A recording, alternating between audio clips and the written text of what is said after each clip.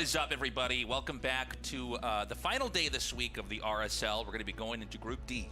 Yeah, Group D, wrapping up the round of 16 here, and Tasteless, it is a pretty star-studded group. Some of the best Protoss and Zerg players in the world. We're going to be starting off with Reynor versus Scarlet for the first series, and ShoWTimE versus Classic. So yeah, we got World Champions, we got GSL Champions, we got Legends of the game. I am so eager to get into this one. It's going to be a very fun day. It's going to be a lot of fun. Very cool to have Scarlet playing here in our event. I'm curious what kind of condition she's going to be in. She will be going up against Reynor, who's been looking extremely strong. Yeah. Reynor is looking like his old self again, you know? He's getting back into form, he's getting ready for EWC, and he's looking like he wants to make a run at that title, so I think he's probably going to be one of the favorites to advance in this group, but it is frankly just so stacked. It's hard to say who's going to make it.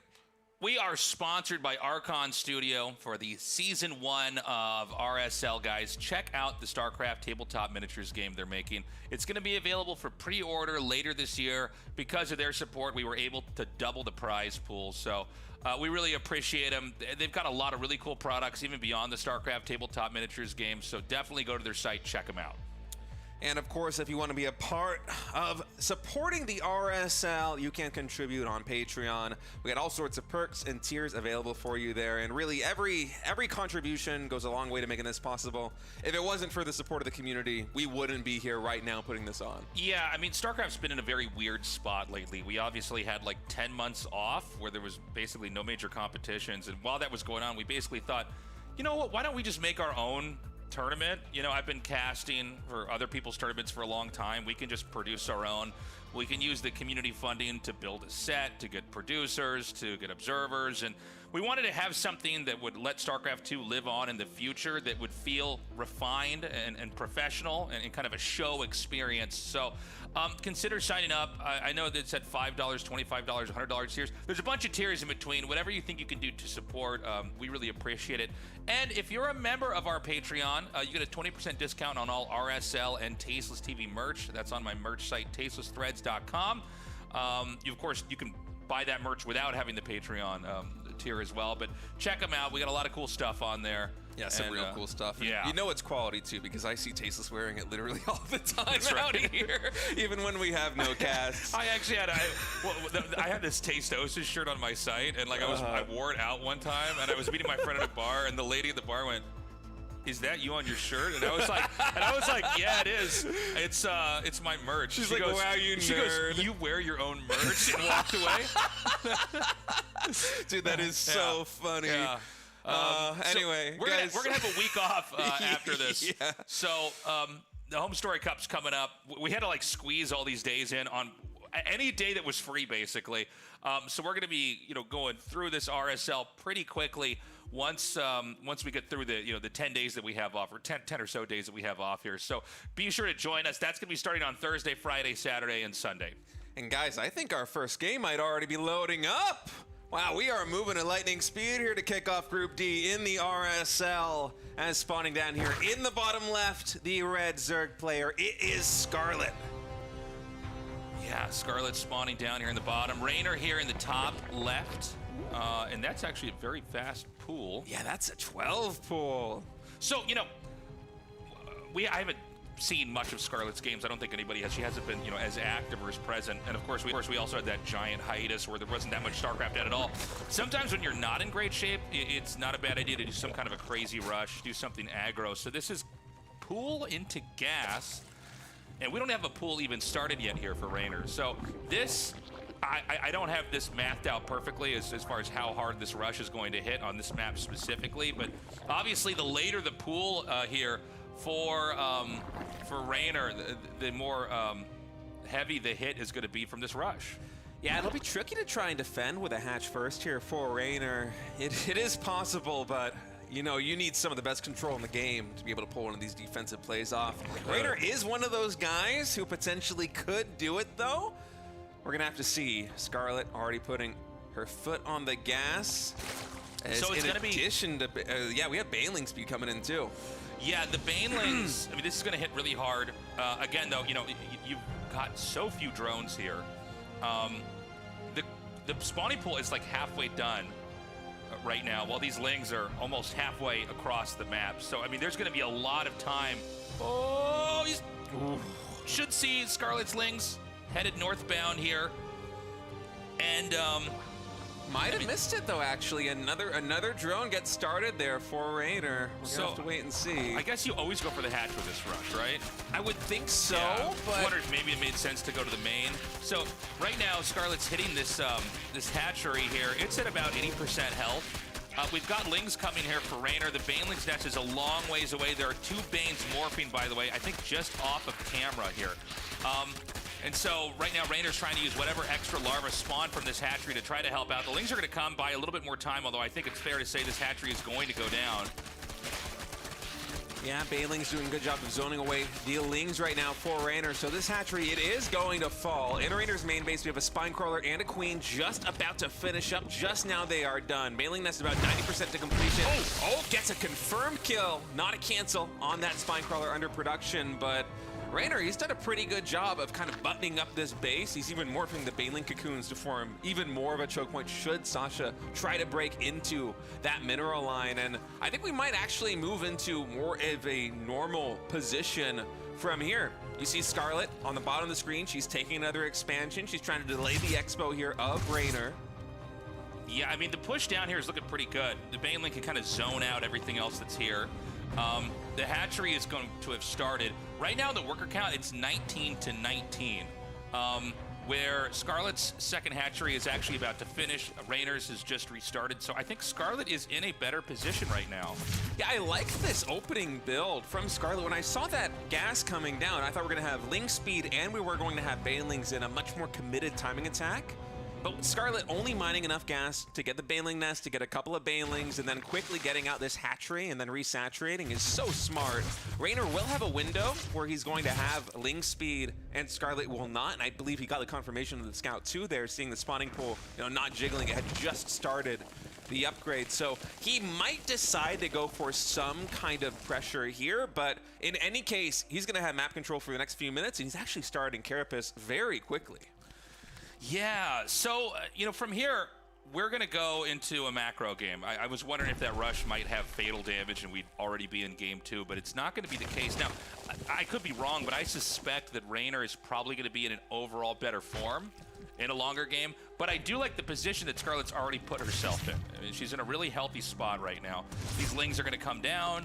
Another Ling actually darts inside the main to do a little bit of scouting. But I don't know that Reynor's going to be able to do that much more here. Ling speed, almost done for Scarlet. But I would imagine Reynor's not going to be able to really get anything done until that armor upgrade is finished. Yeah, Reynor does start just a couple more Lings. 4 more are in production. Scarlet, by the way, even with this Ling, just a slow Ling, delaying the third base even more here from Reynor.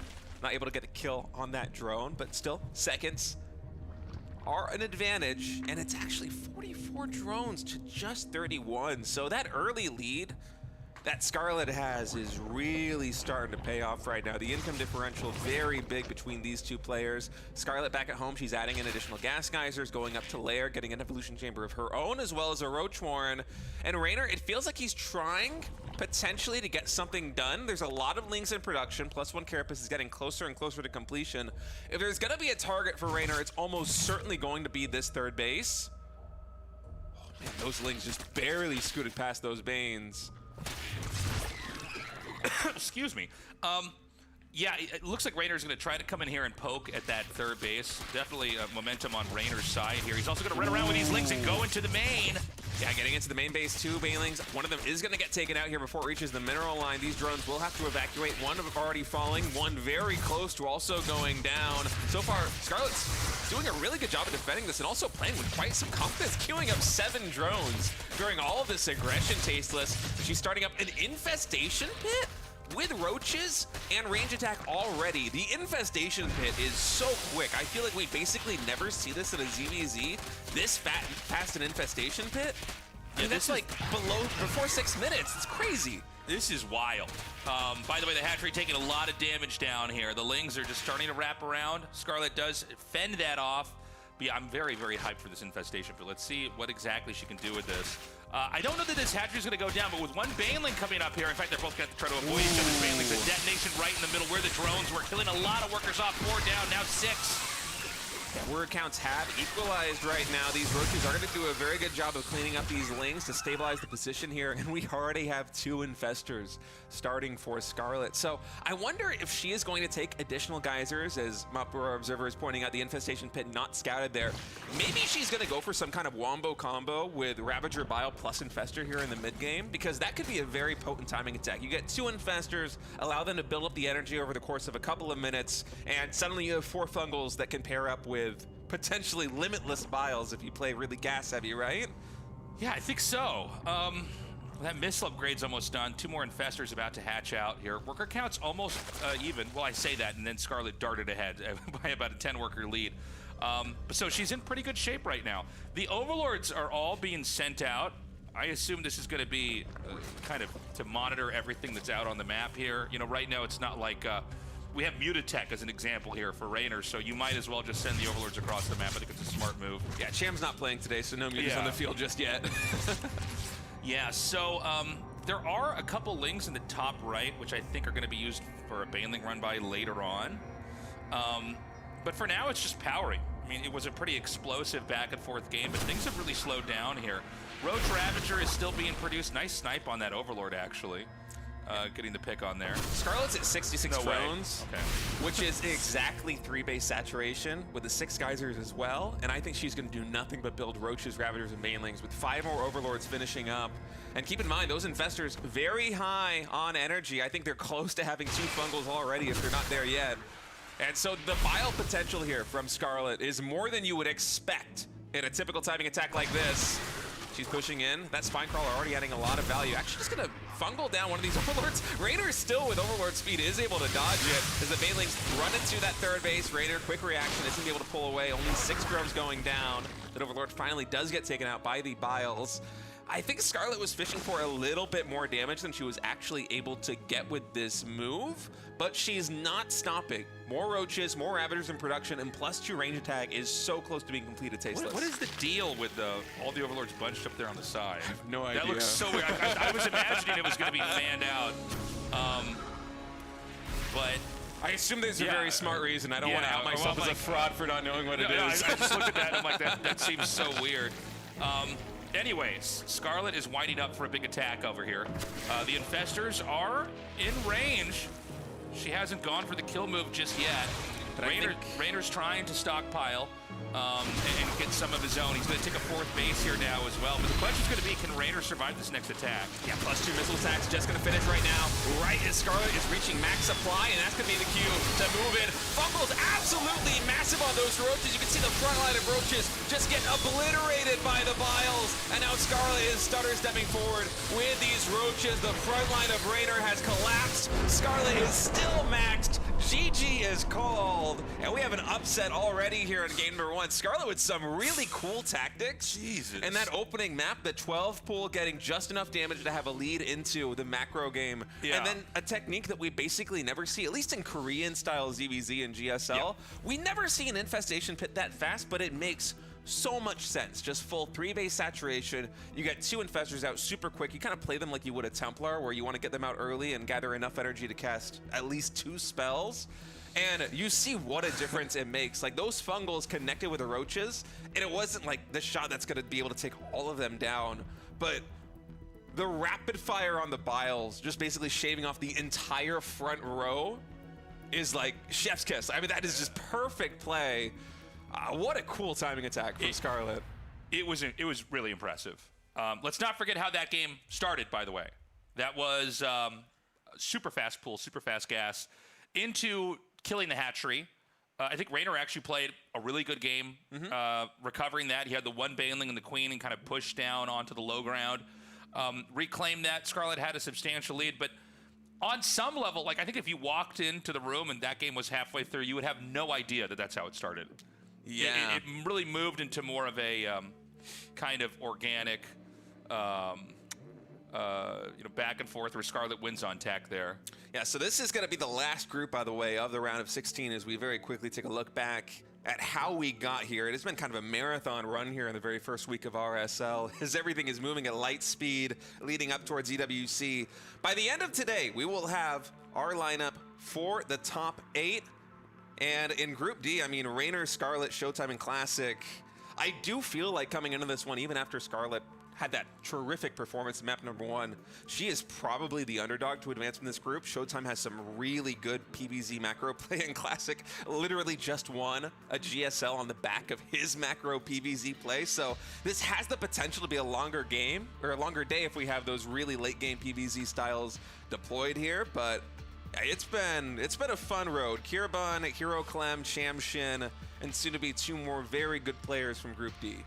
Yeah, this is going to be a fun one here. Very surprising, by the way, Scarlet gets that 1-0 lead to start this off. I don't know about you guys, but I kind of assumed that Reynor should be pretty unstoppable. But, you know, people have told me this before, but Scarlet's one of these people who doesn't have to play that much to be, like, really strong. Like, she can come back and perform extremely well. Reminds me of Stefano a little bit. Just 2 players that are a little bit more cerebral, even though Stefano was much more...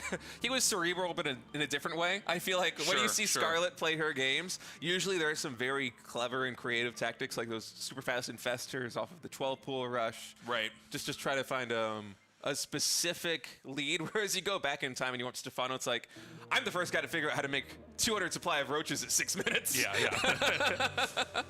But yeah, in any case, Scarlet looking really fantastic to kick us off here in Group D. She's leading this series 1-0 as we have Reynor. The Italians are spawning here in the top right as the red Zerg, and Scarlet, the blue Zerg, here in the top left. And once more, Tasteless, we got a very fast pool. Actually on the grid, by the way. First time we're seeing this map here in the RSL. One of the fan-voted maps in. Yeah, it's going to be Scarlet, by the way. She's blue this time.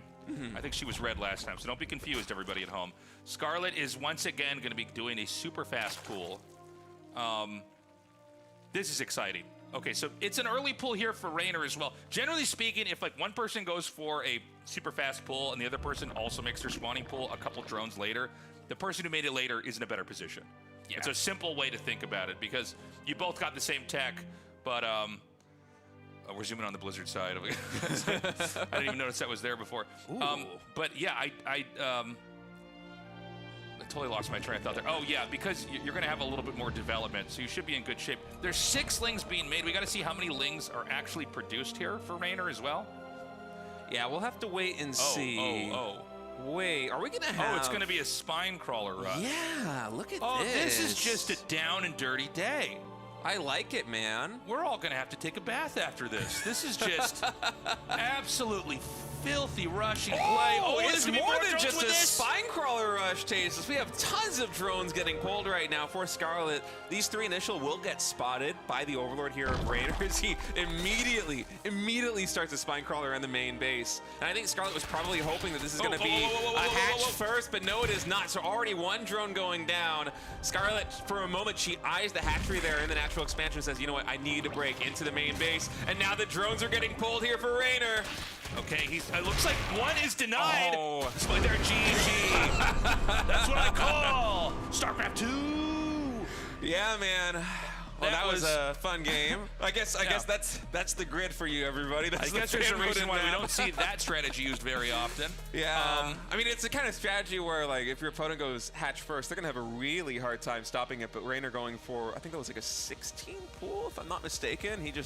He has the 6 lings and he's able to shut that down in a hurry. Well, it's a build order win. But yeah, I mean, if that was hatch first, I think it's game over. Interesting to see the 3 drones sent out, and then was it like 4? It was a lot. Later on? It was like almost all of the drones. We had like 5 or 6 more coming. Are we going to have another rush here from Scarlet? I know that, you know, build order randomization and having like a range of play is really important, but I do kind of feel like she's cheesing today. I like it though. Me too. Honestly, it's kind of a nice break after we had, I think, 10 games of ZVZ yesterday where everyone did the same thing up until 5 minutes. Yeah. Oh, yesterday was maybe one of the most difficult casts ever. We had so many ZVZs where they literally were just doing the same builds. Yeah. And I'm like, I don't know. There's a point where there's not a lot to say. Like, I'll be back in 5 minutes when there's something to remark on. I'm like, well, they're both taking a third base. Yeah. Here come the Baneling nests at the same time. The deviation would come in when Cham finally builds a Spire. That's how you know you're playing a macro ZVZ, is you have to wait until the Spire is getting thrown out at 6 minutes for a change. Okay, so it's going to be Scarlet now, blue again here in the top right. Reynor, red in the bottom left. Will we have a pool right away? Both sides going for the extractor trick here to get up to 15 drones. Breaking the game, Tasteless. It's cheating. I remember the first time I saw an extractor trick. Oh, yeah. I think I was watching, because back then I was not good at RTS games. Like, I played them super casually. I was just watching GSL Season 1 with you and Artos casting that, and I was like, you can do that? That feels illegal. I remember somebody in my school showing me that. Oh, I was like, that's something especially cool. Yeah, where I was like, yeah, there's actually a way you can make an extra drone. Man, I never even considered. I didn't have any friends in school. Well, I mean, I've had friends in school. I'm not that sad. State is such a loser.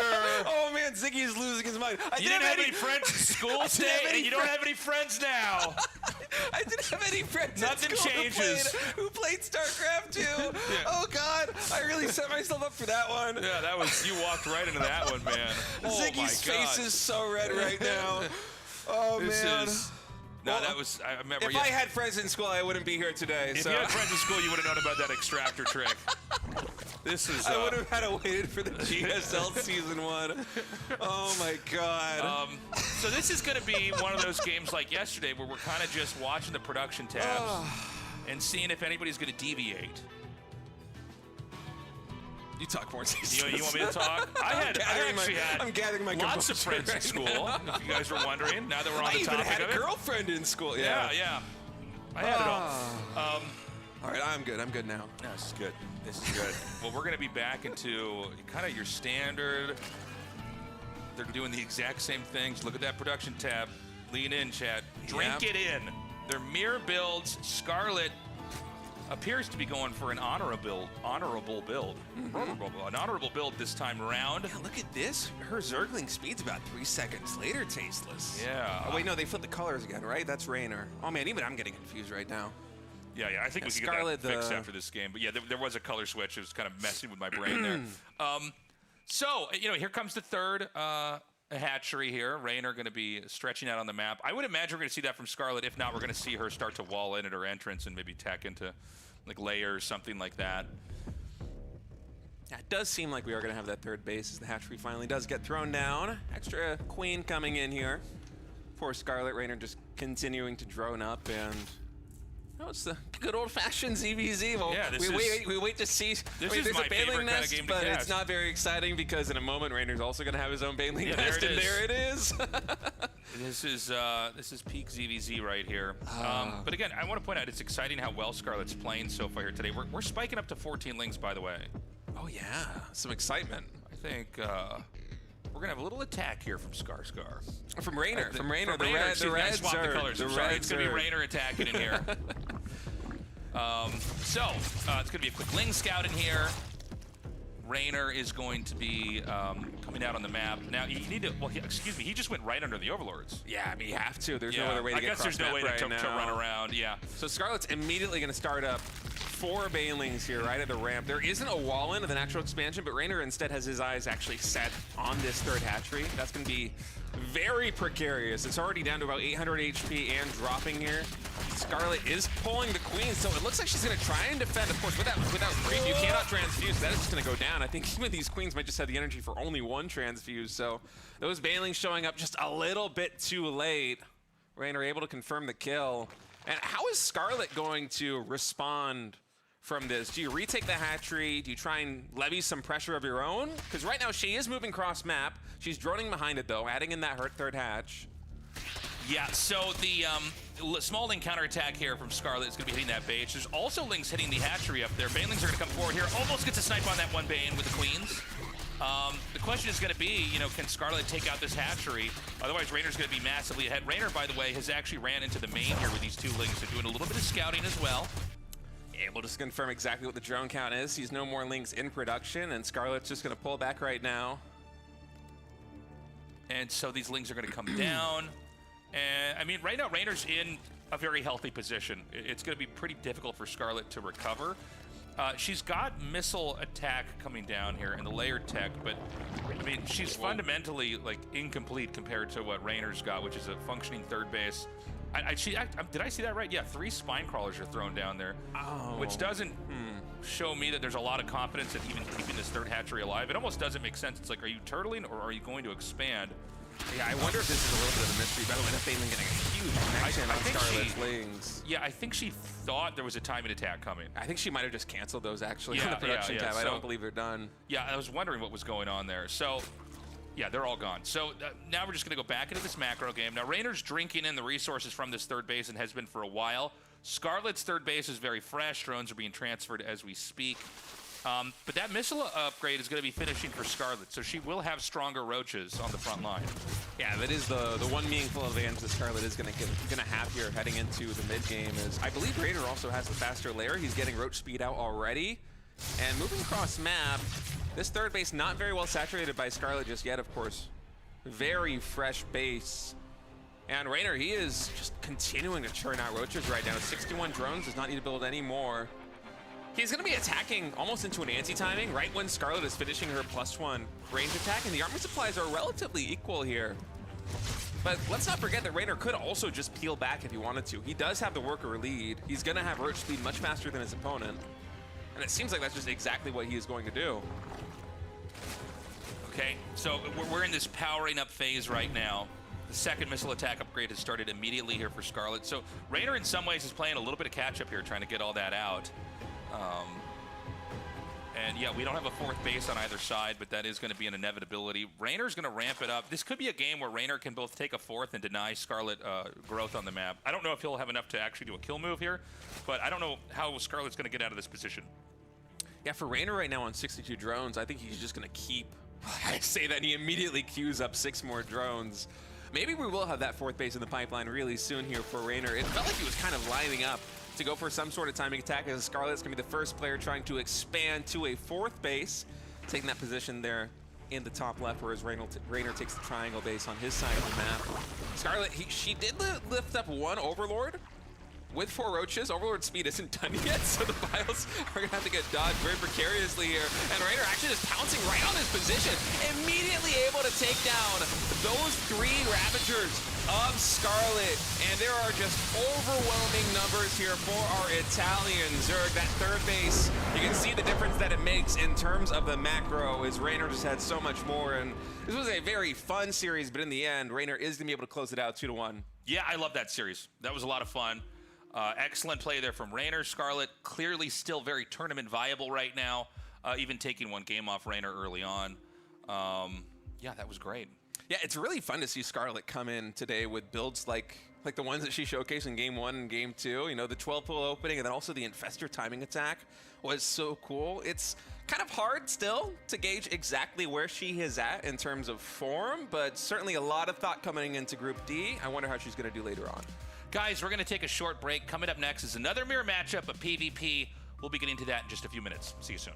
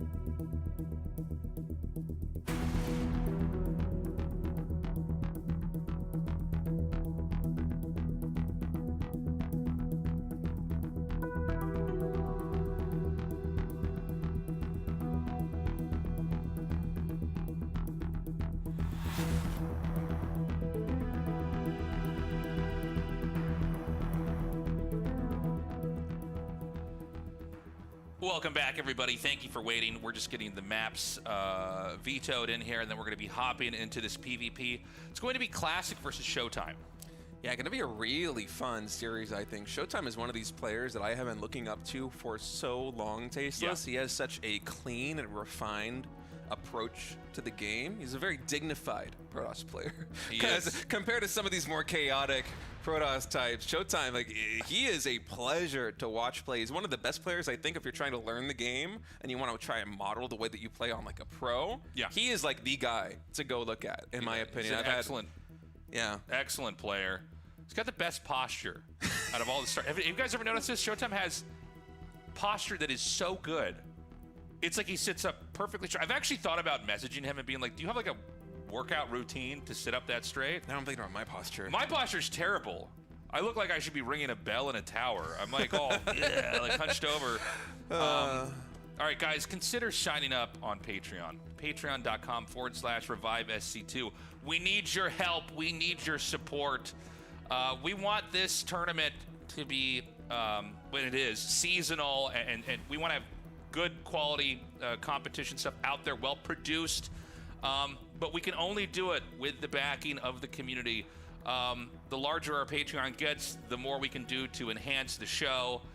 We do have a goal to eventually do an offline event with the studio audience. There's a couple esports like studios or stadiums in Seoul, so we'd have to rent one of those out and then staff it. But yeah, consider signing up. Look at the posture. Am I wrong or what? Amazing. You'd think he's at a standing desk. He's not. He's sitting down. Absolutely straight back. It's a nice guitar he's got, too. Yeah. Well, that's a bit of a big flex. Trophies. Look he's at got his a whole fridge room of energy drinks. You can see a DreamHack star right there on the wall. He's got some pillows on the back, so if he loses the game and he's mad, he goes, he just throws himself on those pillows and cries. Yeah. This is a great room. His posture is perfectly incredible. Look at it. It is incredible. It is absolutely incredible how good his posture is. I'm getting very self-conscious watching this. It makes me feel less human. Oh, I just accepted it. I'm just a worse person. I'm like always halfway into being like in a Sonic the Hedgehog ball. Like when I sit down, I'm just like, if there's an animation of Sonic just like about to do the Sonic spin dash, you know? Yeah. Where he goes in the fetal push, goes. I love how we. No, people. I was like, yeah, people could immediately see you showcase your posture. I'm doing my Sonic ball. That's how I get to the RSL when I'm late. I gotta go outside my door. You roll the ball. I hold down B and I go. I go up one little loop and I go right into the studio. Getting all the rings on the way over here too. That's right, all the rings. Yeah, exactly. every ring is just an individual Patreon subscription. Yeah, exactly. And then I get hit right before I come in, and my rings just spill everywhere. And it's up to you, the viewer, to collect them. That's right. So we have the players in the lobby now, so I think we'll be able to start this shortly here. Yeah, going to be talking about for game number one as we're getting ready to start that one out. ShoWTimE versus Classic is a matchup that I feel like I can't even remember if I've casted these specific players go up against each other. I see them play all the time. I actually had the pleasure of being able to cast the EWC Europe qualifiers this year, and I got to see, ShoWTimE's entire journey there, which was just a thrill to watch. But yeah, this is going to be a very fun PvP, I think. Classic versus ShoWTimE. One of the best Protoss players in Korea right now, the reigning GSL champion, going up against one of the most honorable and dignified macro tosses that Europe's ever produced. It's going to be a pleasure. Yes, I think Classic probably quite the favorite here. I mean, obviously, off of a GSL win, he looks to be in incredible condition. But let's see what ShoWTimE can do. And I think, we are going to be starting this game in a second here. All right. So yeah, ShoWTimE versus Classic in this best of 3. Scarlett is waiting for the loser in the losers match, and obviously Reynor is waiting for the winner in the winners match here. So we're going to be off the mirror matchup train in a second here and on to PVZs for you guys. Yeah. So our game is finally loaded up. Yeah, let's get to it, man. Game is loaded in. Tokamak is the map, and we have the Blue Protoss players spawning in the top right. It is Classic. Yes. So, yeah, let's see what kind of game these guys are going to bring us. Are we going to have any kind of crazy cheeses? PvP, I think there's more openings you can do in that matchup than any of the other matchups. So you have a lot of different types of games that can pan out. Yeah, we have a lot of players experimenting with one-gate expands right now in PvP. It's something that I know that MaxPax loves to do, and it's something that other Protoss players usually don't try it that much unless it's a map with a high ground natural expansion, but it's been starting to trend a little bit here in Korea, so we'll have to wait and see exactly how fast these Nexuses are going to go out, if we're going to have standard 2-gate openings. Very curious how they're both going to play this one out. Yeah, we've got the first probe moving out on the map here from ShoWTimE. He's going to be headed up here into the top right. And basically in PvP, we have to wait for the Cybernetics core to finish. We need to see what kind of tech it's going to be. You know, you look at a matchup like TVT, and it's like they're always going to have, you know, the 3 core tech structures. They get their barracks, they get their factory, they get their starport, right? Almost always. But PvP, you know, and the way that Protoss operates inherently is that you have to pick one tech, and it shoots the game in a very specific trajectory, and so it's always interesting to see, you know, how those things pan out together. That was a really cool move that Classic did just a moment ago. He sent the probe out as if it was just a standard scout timing, like he's scouting maybe after the second gateway gets thrown down, and then the moment that ShoWTimE's probe is a little bit too far up the ramp, Classic just does a 180 turn with that probe, goes back, throws down the Nexus, and ShoWTimE, he's going to try and punish him for it. He's got a second gateway back at home, and now he's proxying Pylon. Yeah, so this is going to be a little bit aggro here from ShoWTimE. Classic, you know, the dynamic of this game now is that Classic has to survive whatever kind of rush ShoWTimE's going to throw at him. We'll see if it's going to be like a proxy robo here on the outside. He's going to get 2 adepts, by the way. I feel like it's got to be a robo, just the way the minerals and the gas are looking. And yeah, that's what I thought. We'll get thrown down. Are we going to have a 3rd gateway in there, too? I was also wondering if it could have just been a straight-up 3-gate here with a proxied gateway. He is getting another gateway. So, I mean, this is going to hit really hard. It doesn't look great for Classic right now. One of the decisions that you have to make at a moment like this, too, is do I sack the expansion and just run up my ramp and hide, or do I try to stay down here and actually defend this and keep it? Yeah, Sentry now being produced by Classic. I believe no shield battery in the natural just yet. On that production tab, the shield battery is only just now going down. Stalker actually going to scout this. Gamer! Yeah, we do have those 2 adepts, which are able to win the fight versus the Stalker, but I think Classic is just going to confirm the scout and then go back home. Okay, so it's going to be Warp Prism first. And he's getting more gateways now on his high ground. I think it's only all powered by 1 pylon, which is kind of close to the ramp. Yeah. Don't know if that's going to be a factor. I guess that's actually not the hardest or the easiest pylon to hit from that position. The adepts are going to shape forward. They're going to see there is a block here, so we're going to get that canceled. And yeah, I mean, you know, how ready exactly is Classic going to be? We've got the first Warp Prism coming out. He's going to send this into the main. There's an Immortal being made after this. ShoWTimE super all in right now. Yeah, those 4 adepts really want to get into the main base, but Classic with excellent positioning and the scouting hallucinated Phoenix able to stop that from commencing. And with this Stargate finishing up, we're almost certainly going to have a Void Ray coming onto the field very soon. And once that comes out, it's going to be a lot more complicated for ShoWTimE to try and break down this front door. Oh, it's going to be a Phoenix, actually. Look at that. Okay, so he's not really getting anything done just yet. Ideally, you would have come in there and killed a lot of probes with those adepts. It's a little bit harder to make this push work here at the front. There is an Immortal with this mix. Ooh, Force Field able to isolate a lot of these units here on that top ramp. Probes are getting pulled. Guardian Shield is going to pop, and that Sentry gets taken down immediately. And now the Phoenix is here. It can lift up this Immortal, and we don't have that many units on the ground that can shoot up. Instead, ShoWTimE, he's like, you know what? I'm just going to let this timer run out. That means that Classic will be able to take down that Immortal, but the damage is really starting to pile up. Okay, he's still pushing up here, but it's not clear that he's got enough to actually snowball the damage. The Warp Prism is very low. If he loses it, oh, the rush is over. Dude, I think Classic's done it. I was kind of surprised that he went for a Phoenix instead of a Void Ray, but that was absolutely the right decision. It gets there a little bit faster than the Void Ray does, and because his opponent opened up with 4 adepts, there wasn't really a lot of range firepower to immediately take down that Phoenix. ShoWTimE had to basically make a decision. Do I spend all of my range attack power, these like 3 Stalkers and Sentry that I have, on bringing this Phoenix down to 0? Or do I try and just get as much damage done on the Gateway army of my opponent as possible? He chose the latter. I don't even know if there was a correct call in that moment, but it means that the Immortal, it goes down, the Phoenix stays alive, eventually that Warp Prism falls. And Classic with a really nice defense there. I mean, ShoWTimE basically pulled the trigger on that timing attack as fast as you possibly could, and Classic was still able to defend. So I wonder if we're going to have something a little bit more macro from ShoWTimE here, just knowing that it's so hard to break Classic down. It's a bit of a trophy off in here. Yeah, it is. There's one trophy. I see one giant trophy behind ShoWTimE, but then is that 2? No, there's also some awards. We should get our trophies behind us and put them here on the set. Yeah, I have my #1 caster trophy just behind me. I got like a GSL pin that it just gave me as a caster, which isn't like, it doesn't signify any victory. It's like, yeah, congratulations, you were here. Well, eventually, putting that on my chest. It hasn't even occurred to me. I guess we will eventually, if we do a live event, have to make an RSL trophy. Let's also give ourselves trophies. Trophy. Yeah, I think we should. You know what? We should do it like they do in Little League, and everybody just gets a trophy. Everybody who plays at RSL is a champion. Like, who cares about merit, guys? All right, Classic in the top left, ShoWTimE in the bottom right. ShoWTimE bringing us a pretty aggressive all-in that, I mean, honestly, Classic could not have played better. It was like the perfect hold. He never let the Warp Prism get in there. A lot of times what happens is you'll unload the Adepts. The Adepts kill a ton of probes, and it slows the player who's defending down to a slog. And it's just really easy to, manufacture enough Stalkers and Immortals to kind of just go in there and kill. But he never got in the main.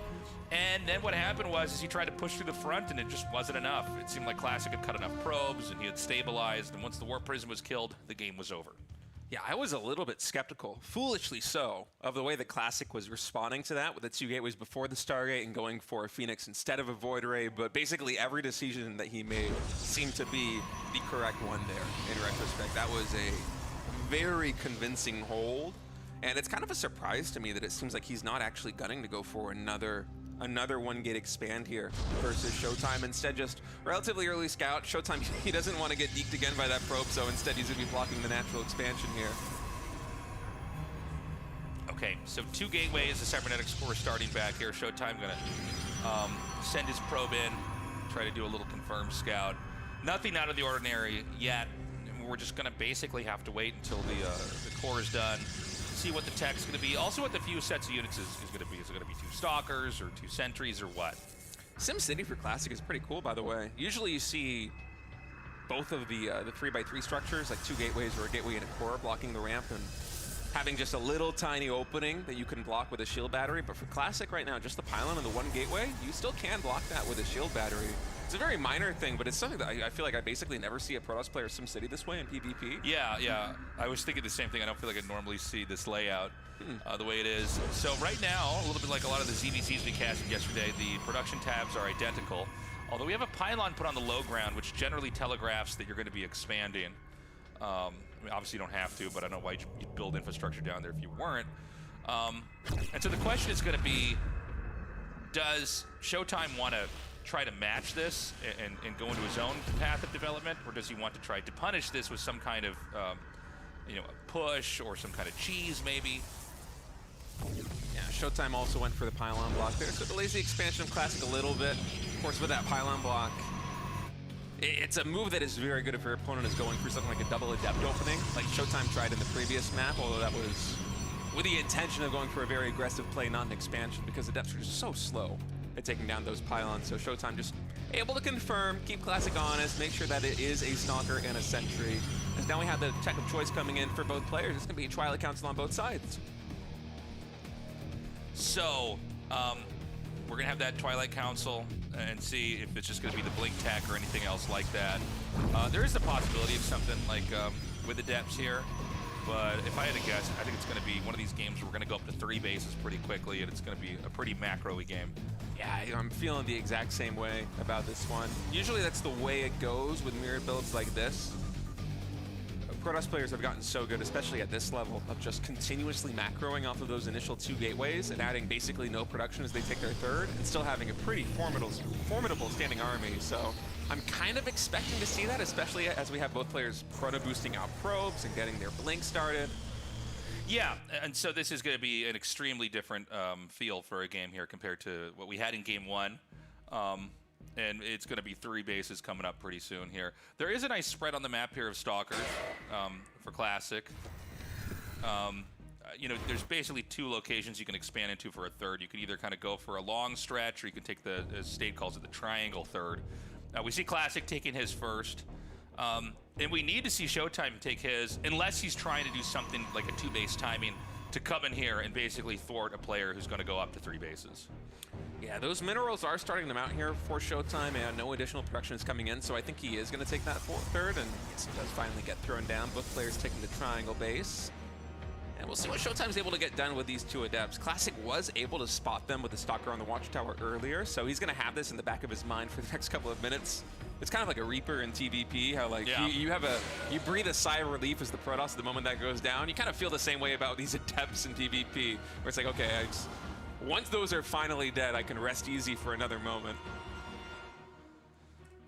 So we have the Robo a little bit further along here. A very slow, very quiet game, to be honest here. The Forge starting now for ShoWTimE. His Forge is a little bit, in fact, I don't believe the Forge was made yet for Classic. So yeah, he's going to get that tech out here a little bit more quickly. And there it is. We see Classic starting his as well. And I mean, there's just, I guess, not too much else to say here. We're kind of just seeing things continuing to develop here. Yeah. We could end up in a game where later on it's going to be charge lot Archon. It's fairly common in PvP. One of the more frustrating unit comps to try to control, because you have to hope the Zealots get the right pairings. Yeah, it's tricky. It's very tricky. And I think the main thing that we're going to have to keep our eyes on right now is whether either of these guys is going to be taking a 4th Gas Geyser anytime soon, because the meta in a lot of PvP these days is just to stay on these 3 Gas Geysers, and that every additional probe you make, it's going on a Minerals. Minerals are OP, basically. They make Zealots, they make Stalkers. Those are 2 of the best units in PvP. They're pretty good. PvP is very much about rapid expanding and mobility, so these Adepts are finally going to get cleaned up, or at least one of them will here by Classic. And ooh, ShoWTimE actually with a very nice blink, able to get some big hull damage done on that. Ooh, be careful. Seemed like it was a bad hotkey there. Almost lost all the Stalkers. So he's going to back up. We have Adept Glaives coming in here. Kind of a late Glaives upgrade here from ShoWTimE. Very interesting. Oh, this is so cool. I'm not sure I've seen a Glaives go up to blink like this with the 4th gas coming in. It feels like ShoWTimE is trying to specifically counter the 3 gas style that Classic is doing. I haven't seen this at play before. Off of this many Stalkers with an expansion like this, it's going to be a really interesting setup, because we do have the Twilight Council going, or not the Twilight, the Templar Archives going down here for Classic, but when you're only on 3 Gas Geysers, and you're mostly just saturating the minerals with all the additional probes that you make as you take that 4th expansion, you're maybe going to have like 1 Archon here for Classic, possibly 2. And then the rest of it's just going to be Zealots, and the Adepts are going to shred that. Yeah, this is very cool to see. We've got the Observer right now for Classic gliding through the main, basically surveying what the tech and unit comp is. The 4th base is going to finish here for Classic, and you know, you're going to see that there's something upgrading there, but you don't know, what's going on inside. You might actually think that's just Zealot Charge or something like that. But when you see a lot of Adepts, then you know what kind of tech it's going to be. Now, ShoWTimE's moving out and Classic's expanding. I don't know that ShoWTimE can break him, but if he doesn't, then Classic's going to be massively ahead, because his 4th base will have been finished up. Classic is morphing in 1 Archon right now, so there's going to be a little bit of tankiness here that is going to be quite strong against both the Immortals and the Adepts of ShoWTimE. And this is the first time that Classic is seeing. This is actually going to be an Adept Glaives timing attack. As the attack comes in, we're secting off a lot of these Zealots, immediately getting melted right now by these Adepts on the front line. That Archon there on the top starting to take some damage from these Stalkers as ShoWTimE goes for another real big warp in and blinks forward. You can see now the Adepts are being pushed back here by all these Zealots in the front. The Archon's still doing a lot of damage. Looks like one of them is going to be picked off as the shields disappear. ShoWTimE, with so much over here, manages to take out both of those Immortals. And with a much more sophisticated army, ShoWTimE's going to just keep pushing forward here. Yes, Immortal is getting so much damage done. The Adepts still standing very strong in a big round of Stalker warp-ins. Man, this army from ShoWTimE is just so powerful. He is barreling down into this expansion. The mineral line is dead, and ShoWTimE blinks with confidence on top of Classic's army. I think we're getting ready to go into a game number 3. What a sick timing attack. Yeah, beautifully done. I think that this game's basically over. GG, ShoWTimE with a beautiful comeback, an excellent time and attack, hitting that 4th base, and just overpowering everything that the Classic had there. Excellent game. That was such a cool build from ShoWTimE. I'm kind of dreading hitting up the ladder this weekend because I'm pretty sure I'm going to start seeing this. The 3 gas style of PvP where you have like 1 Archon because you're spending the gas on like the Stalkers and on the upgrades and getting charged, and you only have 3 gas geysers at all. That's basically all you get. The rest of it's going to be Zealots as you're taking those expansions. And this timing attack is hitting with this critical mass of Adepts where the Zealots can just get no surface area. The Adepts, they shred them, and then on top of it, the rest of Classic's army is basically just Stalkers, which do not do bonus damage versus Adepts. And so ShoWTimE, his Stalker backline, the couple of Immortals that he's added mixed in, is just getting so much damage done. That is such a well-crafted build. Yeah, it was really good. It's hard to even see it coming until it hits because you can mask it so well. It looks like you're maybe just behind in a normal macro game, and then the timing attack just hits. So we're going to go into game 3 now and decide who will be winning this and going up to face off against Reynor here in the winner's match. Classic in the top, ShoWTimE in the bottom. And, you know, ShoWTimE definitely showing us in game 2 he's more than capable of playing, you know, a solid development game instead of just doing it all in like he did in game 1. Oh yeah, I feel like that is honestly his forte, especially in the other matchups, PvT and PvZ. When I think of ShoWTimE, I think of rock solid macro Protoss styles. Yeah. He wanted to punish Classic for his greed in game number 1 when Classic opted to go for that very fast gate expand. It didn't work. I feel like given the success that ShoWTimE had in game number 2, I think he's going to try and throw another curveball here into Classic in game 3, but I don't think it's going to be the kind of early all-in that we saw in game 1. I think it's much more likely to be something similar to what we saw there in map 2, a timing that's going to hit later if there is going to be one. So we have this probe coming up here into the top left, and it's going to be ShoWTimE once again with the first scout. The double gateway started here for Classic with a core immediately after that. But ShoWTimE's going for 1 gateway right now. Yeah, it's going to be ShoWTimE that goes for the gate expand this time. Yeah, going to go for a Nexus immediately down here before the Cybernetics core. Ooh, going to have a little hidden pylon maybe. Yeah, let's see. Excuse me. just choking on my own spit, no big deal. Yeah, he did hide a pylon up there in the top right. We see the probe just now leaving it. Now, you know, there's something beautiful about hiding the pylon and then not using it for tech, because the other player, when they scout, they go, oh no, I'm being proxied or something's happening. It's a very strong move. So, in this game, we got to see, is Classic going to try to rush? Is he going to try to do anything, or is he just going to play a game for where he's a little bit behind and try to expand himself? Well, he's actually opting to go for Adepts as well, so yeah, an interesting setup. I feel like we're probably going to see a Stargate here in the main base as a result of this, because you kind of need to get some damage done. But no, instead just sending that probe down into the natural expansion. Yeah, just wanted to make sure he was out of eye shot of the other probe. But yeah, he's banked up the 400 minerals, so he'll start that Nexus. And you know, it's actually ShoWTimE that started the first Stargate tech, so we're getting that kind of definitive tech branch. And Classic hides a pylon to the far right now. In this map, you both start out on the left side, so it's like if they're not searching for it, it's really easy to hide stuff over there. You know, if you're not combing that side of the map, you will go completely undetected.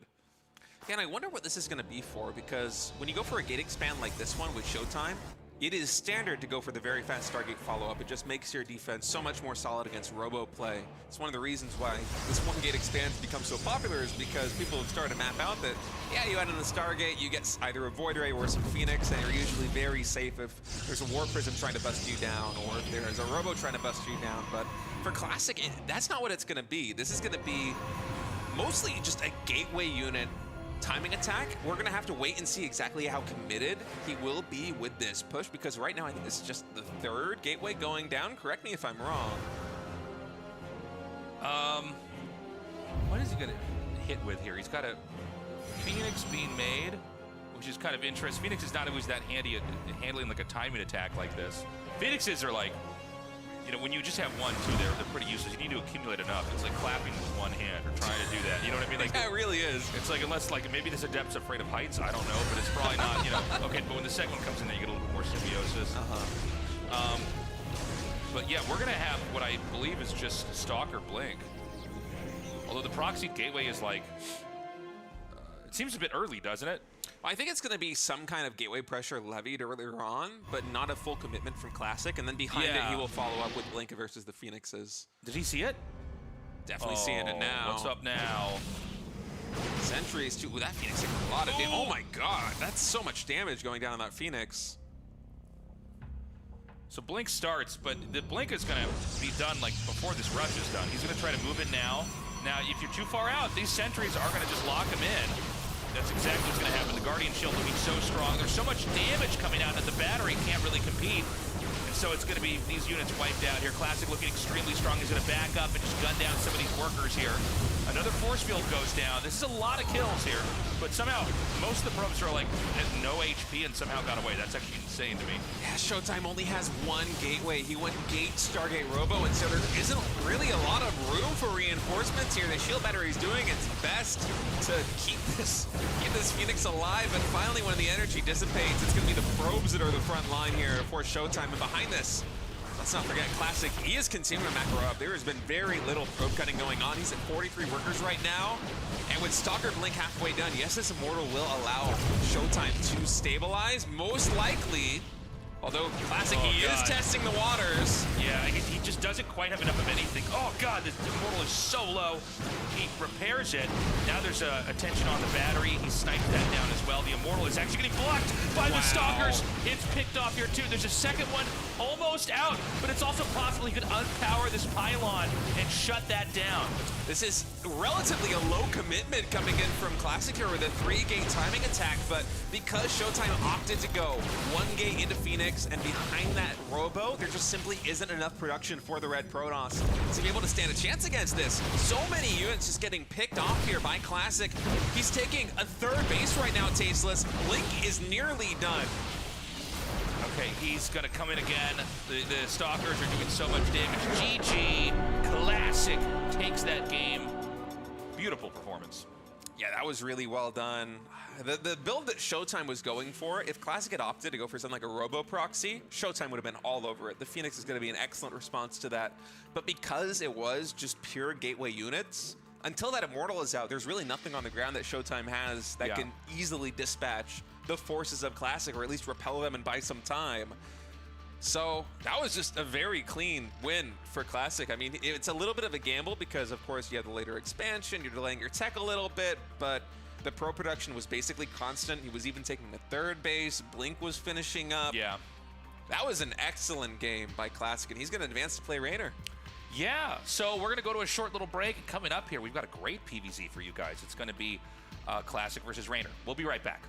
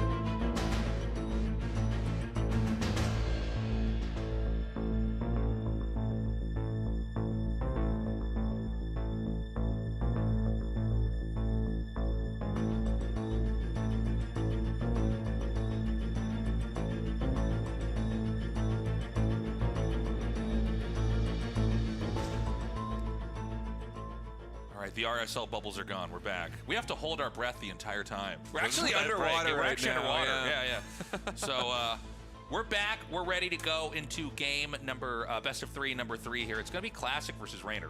This is going to be sick. I'm very excited for this one. I am really stoked for this one. Reynor had a brilliant showing in GSL Season 1 this year, and then I think just because the schedule was so packed, wasn't able to participate in GSL Season 2. And to have him now go against the GSL Season 2 champion, ooh, I'm excited, Tasteless. One of these guys is going to be advancing directly into the round of 8 double elimination playoff bracket that we've got. The other one's going to have to fall into the final match and either face the winner of ShoWTimE versus Scarlet to make it through. And you know, I would feel like typically just Classic being the reigning GSL champion, the way that he was able to dispatch Rogue, I would put him as the favorite, but Reynor has just been so solid that I really have no idea who's going to win this one. I think that I think Reynor's got a good shot. I mean, with Classic winning GSL, you kind of got to go, well, he's in the best shape he could possibly be in, right? But you never know. I mean, never count Reynor out. Reynor's been very hungry, very competitive lately. So yeah, you know, once our game's good to go, we're gonna hop into it. But and again, when we're done today, that's it for you know, all the groups. Yeah, the round going to the next phase. Groups are gonna be done. And don't forget, because there's so much StarCraft happening everywhere, as we're kind of scrambling to get ready for the Esports World Cup. There's gonna be like a break. There's about 10 days, I think.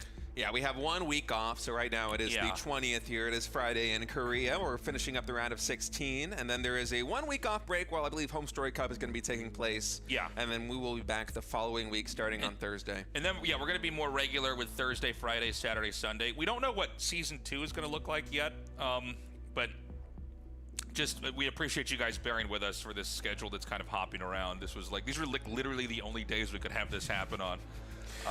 Yeah. So, and I think we're gonna like finish that, and then the next day I'm gonna be on a plane to Riyadh. Yeah, with you. It's pretty crazy. Yeah. Yeah. So yeah, I mean it's exciting times. And by the way, this tournament's been fun to do. Yeah, man. The first day we had some snafus with the sound, but I mean, yeah, it was a little bit scary day one, but ever since then it has been seamless. The games have been fantastic. Even on day one, the games are fantastic. Yeah. You know, that's one thing that you could always trust with StarCraft 2 is like maybe sometimes like you're gonna have issues like the audio system breaks down, but the games are always gonna be good. The games never stop getting better. I think this series is going to be part of that because we have spawning in the top left, the reigning GSL champion. It is Classic. And the bottom left, Reynor. Yeah, so finally not a mirror matchup here. And to be honest, it was really weird. And it's all Gemini's fault, but we had so many mirror matchups in this tournament. I can't believe. It's like we wished the success of this tournament on a cursed monkey's paw. Like, I mean, we had more mirror matchups than I could ever have imagined in this group section. But regardless, the games have still been great, but it's nice to finally get back into like a PvZ here. Yeah, and the spread that we're gonna have for the round of 8 playoff bracket should be pretty good too. I feel like we have, I want to say maybe 2 of each race already, if not very close to it. So it's gonna be a very even distribution moving on in the tournament, and I'm excited as things progress on. I think that the games are just going to keep getting better. I'm so stoked. I sound like such a nerd talking about this. Like, oh, the games are so good, guys are going to get better, but they really are. I mean, no, this is like one of the things, you know, we were obviously here in RSL, but when we were doing GSL just a couple days ago, it's like, yeah, man, well, the games, you know, we still have insane games coming out of StarCraft 2, games you can't even recreate, right? I mean, this is the beauty of RTS, is that there's so many different scenarios you can get into, right? You can have a game that is under 6 minutes and is completely explosive and a nail biter, or you can have this like crazy hour-long, drawn-out, like we're gonna mine out the map, and yeah, I mean, there's nothing more fun than seeing the different kinds of RTS games you can get here. So in this game, Classic has gone for a fast expand. He's getting his cybernetic score. And I'm assuming this is just going to be Stargate into a 3rd Nexus, and it's going to be a lot of macro play. And with Reynor, it's going to be a little bit before we see exactly what kind of tech he wants to go for, unless he does some kind of crazy all-in. Yeah. This is a series that has a potential to go really long because Classic, what he showcased in the GSL finals, I think, except for one game where he did the Farmy, which is a 1-gas robo all-in with like mass zealots. Besides that, he was playing the most standard, safe, cookie cutter approach of PvZ. I think most of the games were probably unless I'm mistaken, 6K +1 Blink and Storm, and then just gearing up for a late game. And he looked basically unbreakable. He was not afraid to throw down tons of static defense, shield batteries, photon cannons, spreading his Templar, just making sure that he's effectively impossible to kill. And Reynor is one of these players who does have the confidence to actually go into a late game scenario against somebody like Classic too. I don't think that we're going to be expecting him to basically just try and barrel down the front door and end the game outright. Oh, that was weird. Yeah, I think a little bit of a misclick there for Classic. Yeah. And so this Adept's going to go down, and it's going to be 3 orange drones right now. A little bit of misclicking there from Classic. So that Oracle's going to come out. You can see right now Reynor's basically checking to see what's going to be leaving the base. The Lings are just going to run right in. Yeah, I guess they are. Where is the blocker? He's coming back down. He was late to the back, party. Yeah. And Link speed's done. This is annoying. Yeah, luckily there are no more Lings coming, but maybe 1 or 2 probes are going to fall. Already one gets taken out as the Oracle reaches the main base here of Reynor. Is going to move on down into the natural expansion, try and get some more damage done. But the Queen positioning very nice here from the Italian Zerg, able to quickly shoo that away. And these Lings are still causing trouble. Is this J-Dog in the booth right now? What's going on? Yeah, he's doing a decent amount of damage just getting those kills. It's super annoying when you're Protoss and this happens because, like, everything's supposed to be so streamlined that when, you know, Lings are hiccuping workers, oh my god, he gets another one. Yeah, this is idle time and 3 dead probes for 4 Lings. That is a great trade for Reynor. No, that's insane value. It can be hard to appreciate how much you lose in that moment, because even just like stopping the probes from mining and making them reset and then making them run away, I mean, the whole thing is, it's pretty painful. Behind us, we got some more droning up. The Oracles went about halfway down the map. And we're going to see if he's going to try to come in and maybe shoot down a couple drones here. There's Adepts coming as well, so there is going to be a little bit of a counter punch here. The question is going to be, how ready is Reynor for this?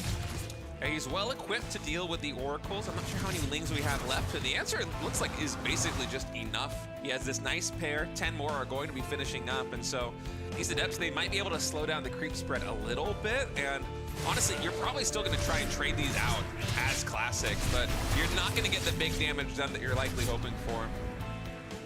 Yeah, he drives that back a little bit. And we have melee attack coming down here now for Reynor.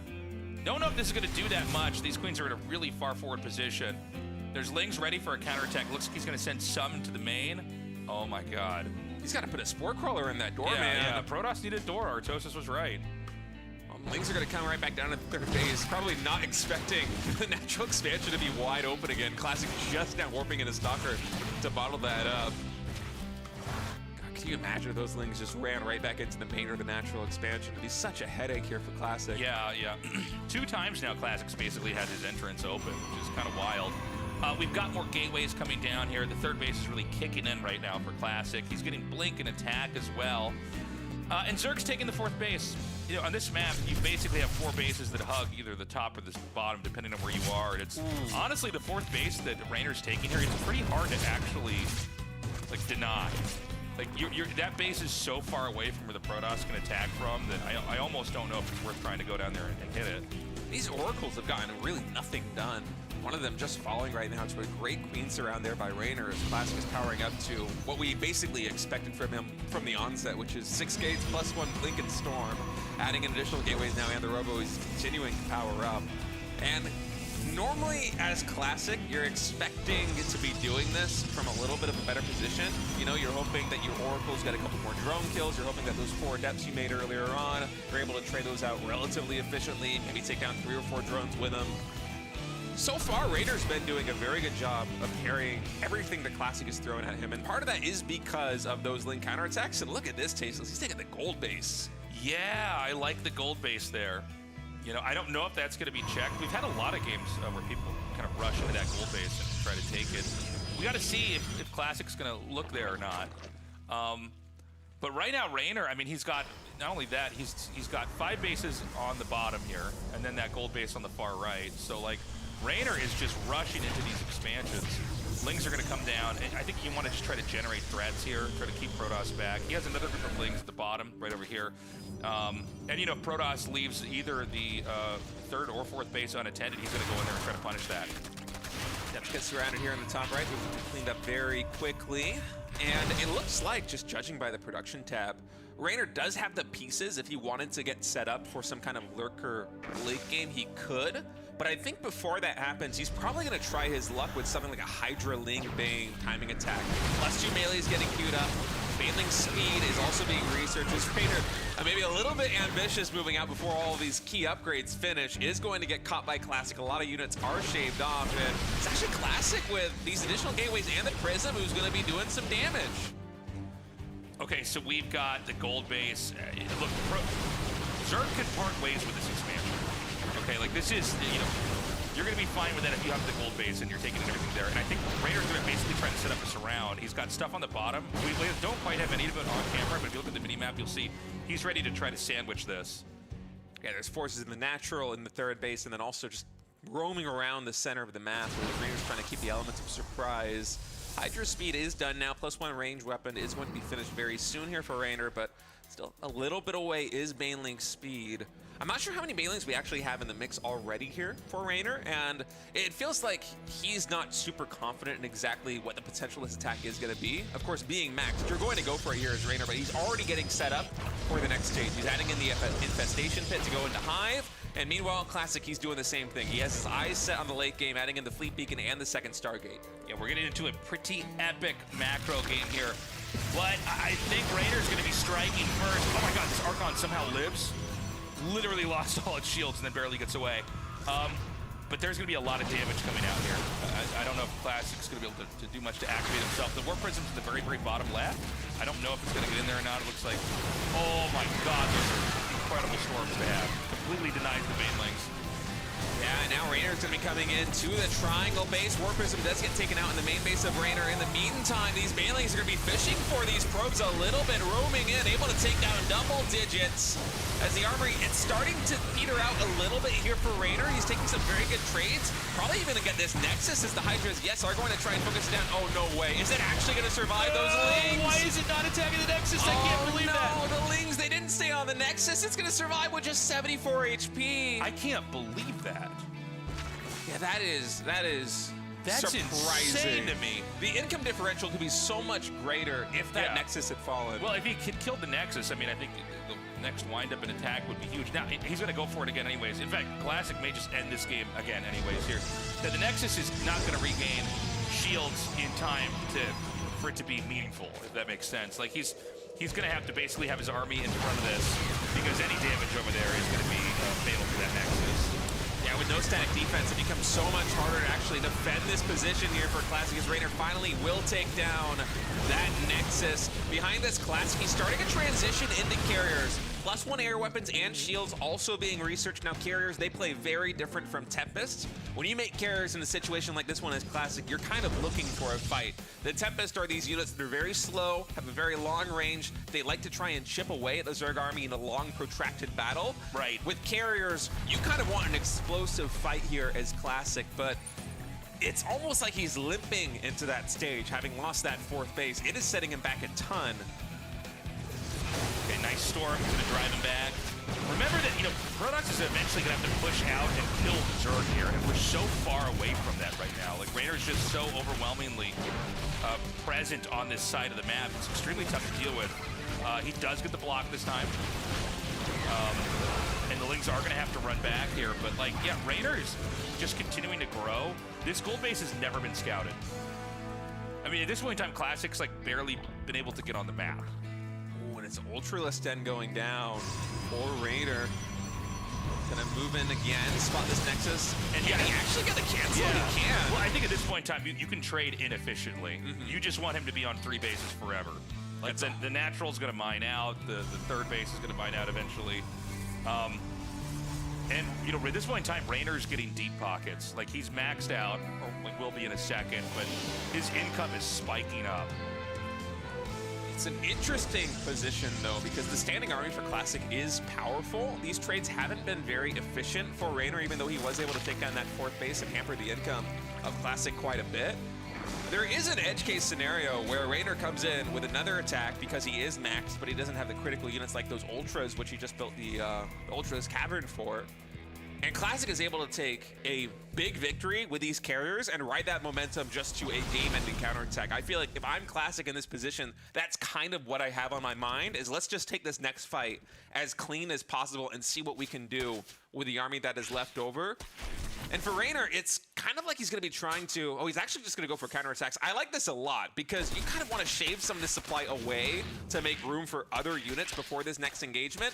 And he is already getting into position to try and pull Classic apart with these lings while also posturing in front of the fourth base again.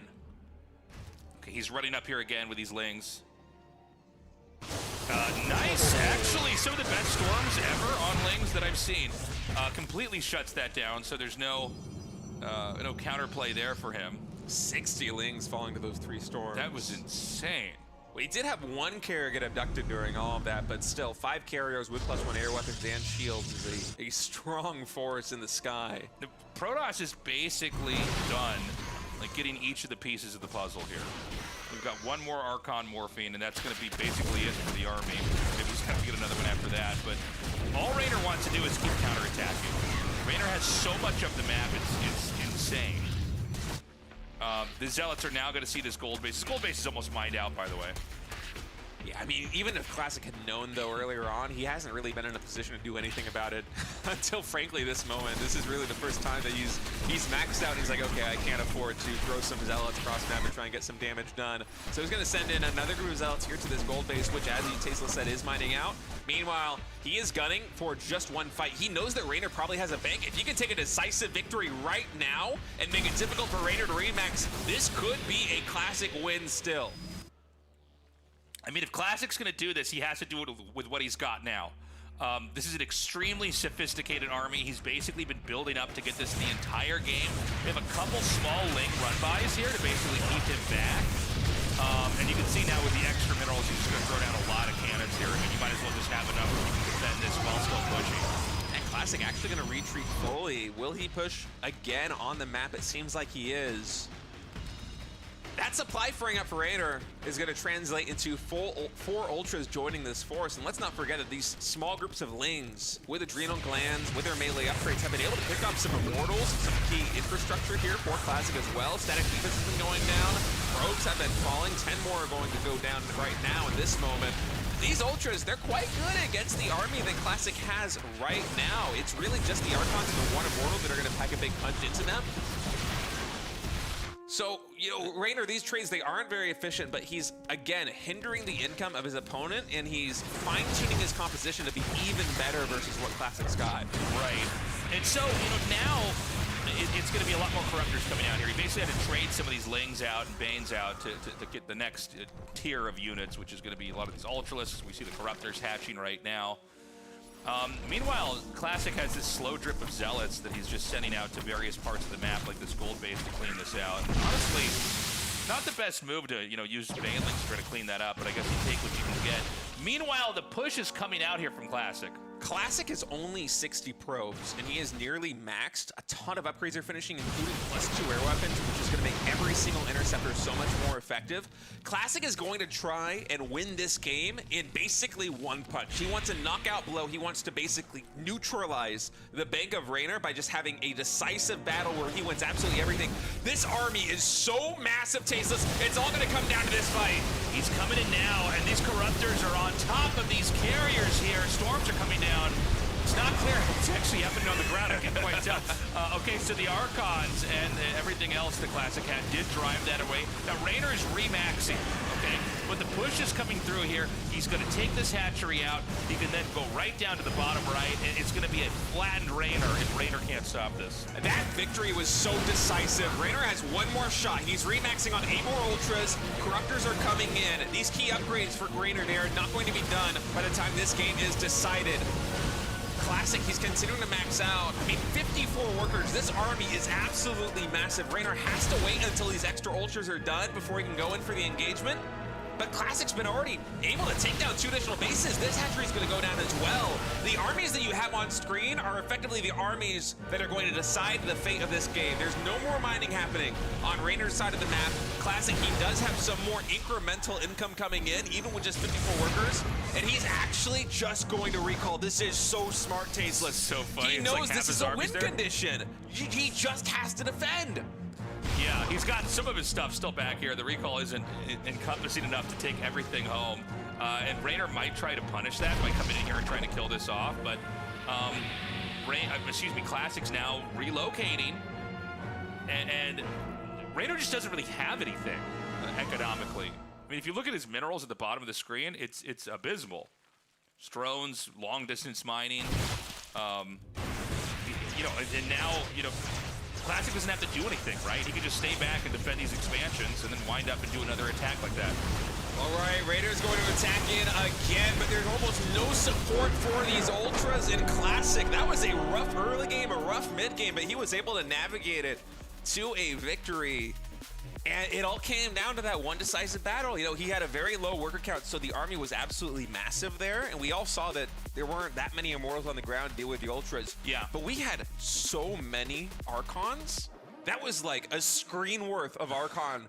And also carriers, once they get that +2 air weapons, they actually start to deal a lot of damage versus literally everything. Yes. I mean, it really was like the ultimate endgame composition. For most of that game, Reynor looked unstoppable, but Classic basically just stayed back and stayed patient and just kind of finished all the tasks he had to finish on his side of the map. And eventually it's like you have this army that's like, it's really hard to touch, right? You've got all these carriers, there's Archons underneath that, you've got enough storms, you can blanket whole areas of where the Zerg would try to come in from.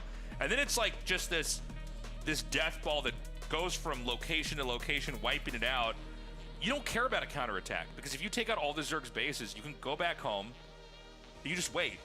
If they try to expand and rebuild again, okay, fine, then we'll go back out and do the same thing. But you can basically sack your side of the map in that situation and still pull through with a push. So I love the recall at the end. It was smart, and you can see Reynor's like, oh, I guess I don't really have any way to win this game. Yeah, that was beautifully done. It's a hard way to win. What Classic did. Yeah, you basically just need to survive. He was so close to being knocked down when that 4th base just kept getting shut down, and then the remaking of the 4th base kept getting canceled. All right, guys, we're going to go into game 2 here. Classic on the right and Reynor on the left here. Oh, on Kill Switch. Okay. One of the fan-voted maps here in the RSL. I'm excited for this. Yeah, this is another thing, for those of you that don't know, with certain Patreon tiers, fans can, Patreon supporters, can vote on maps, as well as guest spots for players. So it's just kind of a fun way, if you're supporting this, you get a voice. Yeah, Kill Switch is one of these very interesting maps. It was in the Team Look at Map contest, but didn't make it into the map pool. There is a second entrance into both of these main bases with a mineral wall, kind of similar to, I'm blanking on the name. I know it's like the name of a Swedish train station or something. Radhuset station? I don't know how to pronounce it. I'm not sure. I'm not but sure. It's the one with the screen full of minerals, basically, that blocked in the natural expansion. On this map, it's the main base that has that. You see another one here right by the natural expansion. And so there's a couple of openings that you can choose to, basically unlock by mining them out with your workers. We're gonna have to wait and see exactly how these players decide to use it, because I'm not sure how many games they have on a map like Kill Switch. So we have that the gold wall here pointed out. Yeah, so maps like this, sometimes you end up with a game that just looks completely normal, but there is always the possibility that there's some kind of crazy strategy or cheese or something that could give us a really exciting, unique moment here. For now, Classic is just going for an expand build. Same with Reynor. We've got that cybernetics core started. Yeah, it's a really interesting setup, just the way that the bases are laid out with those minerals, and we'll see if the players are going to put them to use. As it is right now, Reynor just kind of developing normally, and Classic doing the same thing back at home. Adding in that pylon, the second gas geyser as well. I'm expecting, just because it's basically been every single PvZ game that he's played for the past couple of weeks, to see Classic open up again with the Oracle, with the second gateway, the third base, and go into 6 gate +1 blink and storm. So we've got that first adept being chrono boosted out here. And Reynor, he went toe-to-toe with Classic. in like kind of the ultimate endgame fashion. I'm curious if Reynor's going to play in some kind of style to make that not possible. You know what I mean? Like, you know, no one says you have to complete the entire tech tree in StarCraft and mine all the bases out, right? I mean, you are more than welcome to do aggression or cheese or something like that. Honestly, in that last game, I thought that Reynor was probably going to win when he took that 4th Nexus out. It just felt like he was so strong, but Classic basically stuck to his guns. It just kept building a more and more complex symbiotic army. There just wasn't much that he could do. Yeah, it's the kind of army where you're really grateful that you opted to go for carriers instead of Tempest, because if you're trying to play the protracted long game of the Tempest where you're just getting in shot after shot after shot and slowing down the Zerg machine and trying to just absorb your side of the map and play the end game that way, you're never going to have that one explosive fight the same way that Classic was able to do with those 5 or 6 carriers that he had with +2 air weapons. There's just so much firepower in that fleet, so Classic did a very good job of navigating it. But I will say, here on Kill Switch, it feels like, should Reynor decide to play another Hydra Ling Bane style, I think that this map is, the structure's a little bit better for executing that kind of attack. I feel like you can really get some momentum going just because of the layout of the 3rd and the 4th base. I mean, it's quite wide open, isn't it? Especially with the rocks here that you can take down. The 4th base also, you have to effectively expand towards your opponent. So we've got that Nexus started over here. 3 base to 3 base right now. Very curious to see what army movement's going to look like on this map. Like, this is my first cast for this map, so whenever I'm on a new map, I'm like trying to get a sense of, you know, what it feels like when you're trying to engage with each other. But you know, we should point out that the 3rd bases for both sides, they're pretty close to each other compared to a lot of other maps. So it'll be interesting to see if, you know, one side is a little bit weaker to the other because of some kind of a timing push. Oracle so far for Classic doing a little bit more damage than they did there in game number 1, but nothing too substantial. And actually, it will be Reynor mining out these gold minerals. So he's going to have the in-base Zelnaga Tower for some added vision, and it looks like he's probably going to be expanding down into this bottom left side of the map. Yeah, it looks like it, clearing those minerals out. I always thought that was such a cool, creative way to change the structure of a map, is to make mineral walls in spots where it's like, or you know, it's like the destructible rocks, right? But then this has to be taken out with workers versus being taken out with, you know, damage as an example. So the 4th hatchery is actually going to be up here. And, you know, for now we've got melee damage coming down for both sides. The Baneling's Nest has started. And it's just going to be a very tech-heavy game. This is one where, you know, everybody's on both sides just trying to get all the building blocks they need. 5 gateways are being made here. Yeah, it's changing quite a bit. He might actually do a small push here.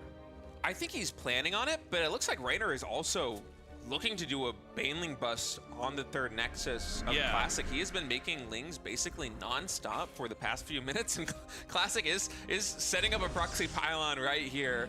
Eventually that Zelnaga Tower will get unlocked, and Reynor's gonna be able to spot it with that, should he choose to. But Reynor's only on 50 drones. When Cyril did this at Bellum Gens Elite, I believe he had something like 54 or 56 drones, so this is gonna pack a wall up.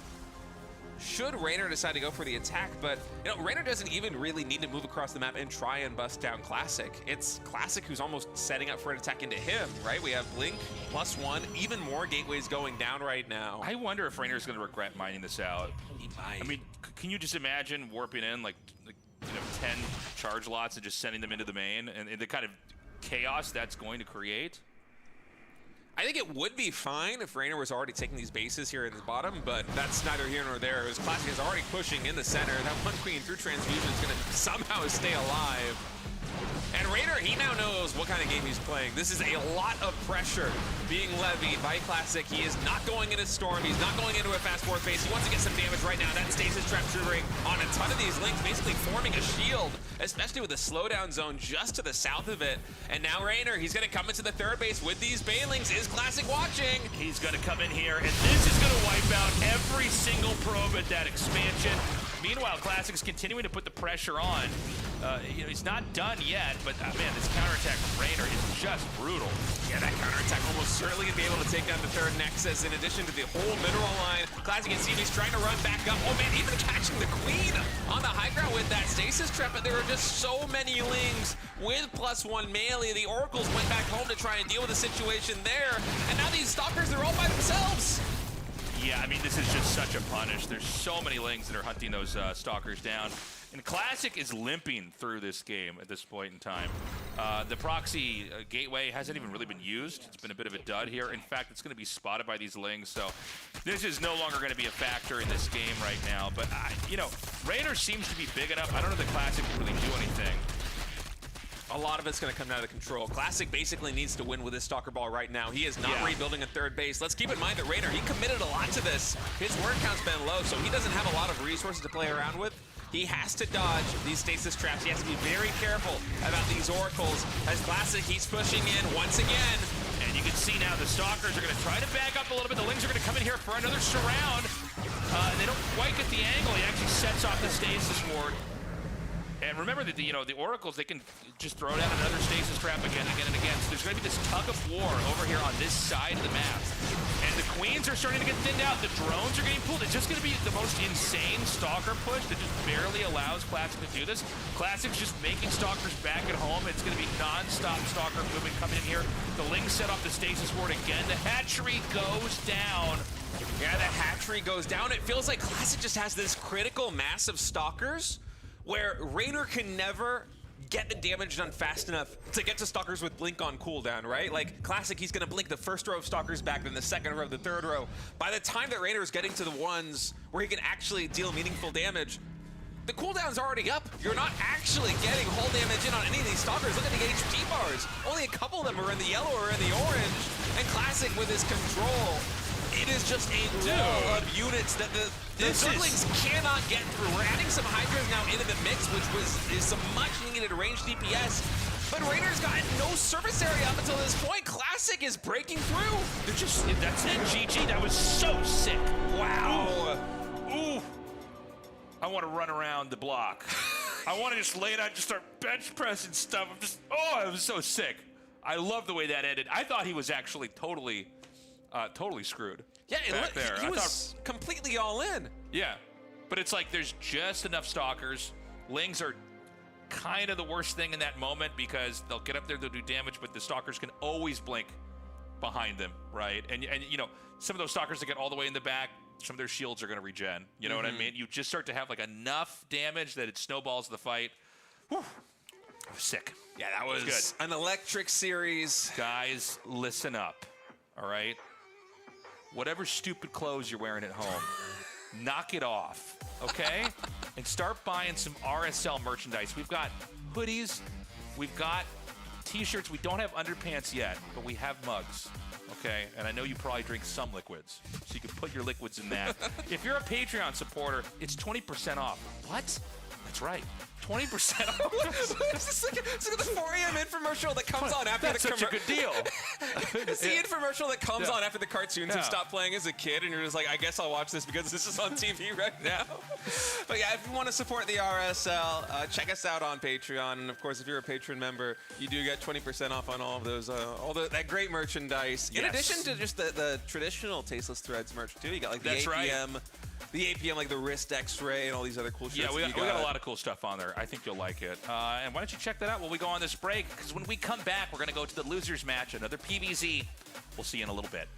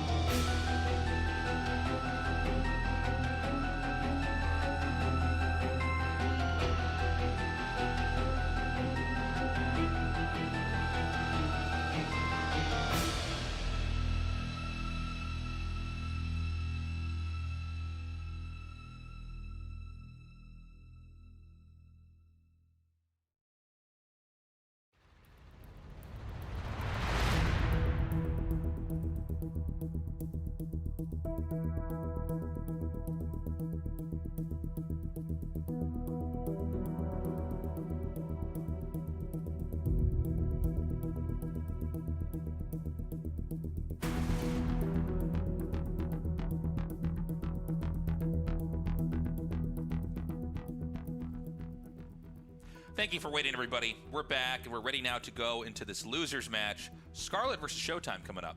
Yeah, the elimination match here in Group D. One of them is going to move on to face Reynor in the final match to decide who's going to make it out alongside Classic, and one of them is going to be out of the RSL Tasteless. Yeah, Scarlet was pretty sick in her games earlier. I was very excited to see that she's in great condition.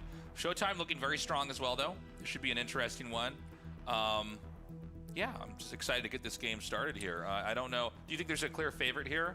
I feel like it has to be ShoWTimE just because his PBZ is so safe and rock solid, and it feels like Scarlet is mostly kind of throwing curveballs today. We had 2 12 pools in a row versus Reynor and some really cool tactics. Now, is Scarlet in a construction site? Yeah, wait, what is going on? She might be in a sauna right now. Huh. So, Scarlet versus ShoWTimE. Remember, guys, the loser is out right now. So this is it. Yeah.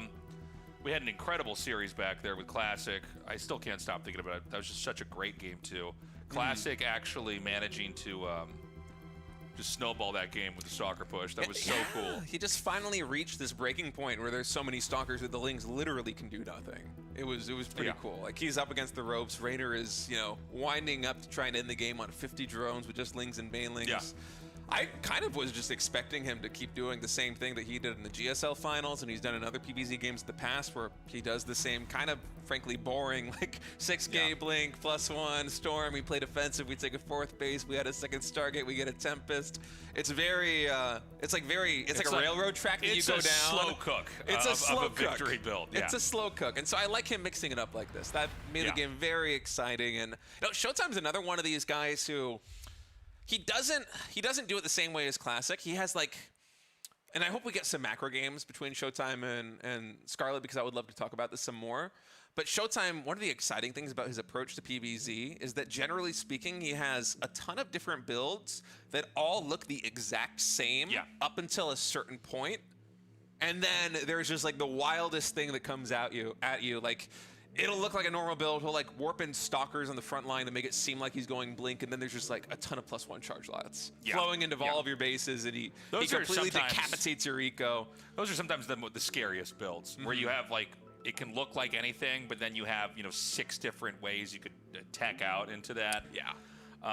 Okay, so our game is now loading up. This is going to be game 1 here of ShoWTimE versus Scarlet. The loser is going to be knocked out, and the winner is going to go up against Reynor here to decide who's going to survive in 2nd place here for Group D. Yeah, let's get to it, man. ShoWTimE, the red Protoss spawning in the bottom left, and Scarlet the blue Zerg in the top right. Are we going to have another cheesy game from Scarlet, or are we going to have an honorable macro game between these two? Yeah, let's see. I mean, Scarlet had some pretty aggro builds here. But, you know, time will tell, obviously. We have the first scouting probe coming across the map here for a scout and a hatchery block if it's going to be hatch first. It seems like, oh, we have a pause. I'm lagging. I thought for some reason when I read that, I thought he said, I'm gagging, and I was like, oh my God, he's gagging. Like, we just get him on camera and go, someone get over there. We turn the player cams on, he's just choking on a bottle of water. Oh, he's just choking on an orange or something. He's just typing it out while he's choking. I can't breathe. It's a man's last moments are just shown on stream. So funny. Okay, so I think we're going to go back into the game. That's funny. Yeah, let's get back to it. I like Scarlet's like, I'm lagging, unlucky. Yeah, skill issue. Yeah, it sounds like a PC issue. Sounds like an internet issue. Yeah, hopefully things will clear out. As we can see on the webcam, he is not in fact gagging. He is fine. Yeah. His posture is perfect as ever. Yeah, his pasture's pretty good too. Yeah, it's got a lot of cattle. Yeah, we're running a little farm there. So, what was I saying a second ago? I don't know. It was starting with PvZ stuff. I thought that ShoWTimE was gagging. Proxy hatch. Oh, it's barely gonna get shut down. Oh man, Scarlett was like at 264 minerals when she wanted to build that hatchery. It's 275, and I think this. I don't know if that actually blocks the net. No, that doesn't block. I think it doesn't. Yeah, that doesn't block it. Man, you are so confident. I'm impressed right now. I've never been so confident in my life. Even as I said it, I was like, man, I'm kind of like, yeah, that's. Wow. I'm just burning with this confidence in that absol. I'm like, oh, no, Ryan, stay. Don't even say that. You're wrong. You're wrong, and you're making yourself look very foolish right now, and I've got this covered, okay? Cool. Well, this is kind of an interesting situation we have going on right now because the Nexus clearly, as Tazo said, foresaw, was not blocked, as he clearly saw. But this means that we don't really have anything shutting down this hatchery that early.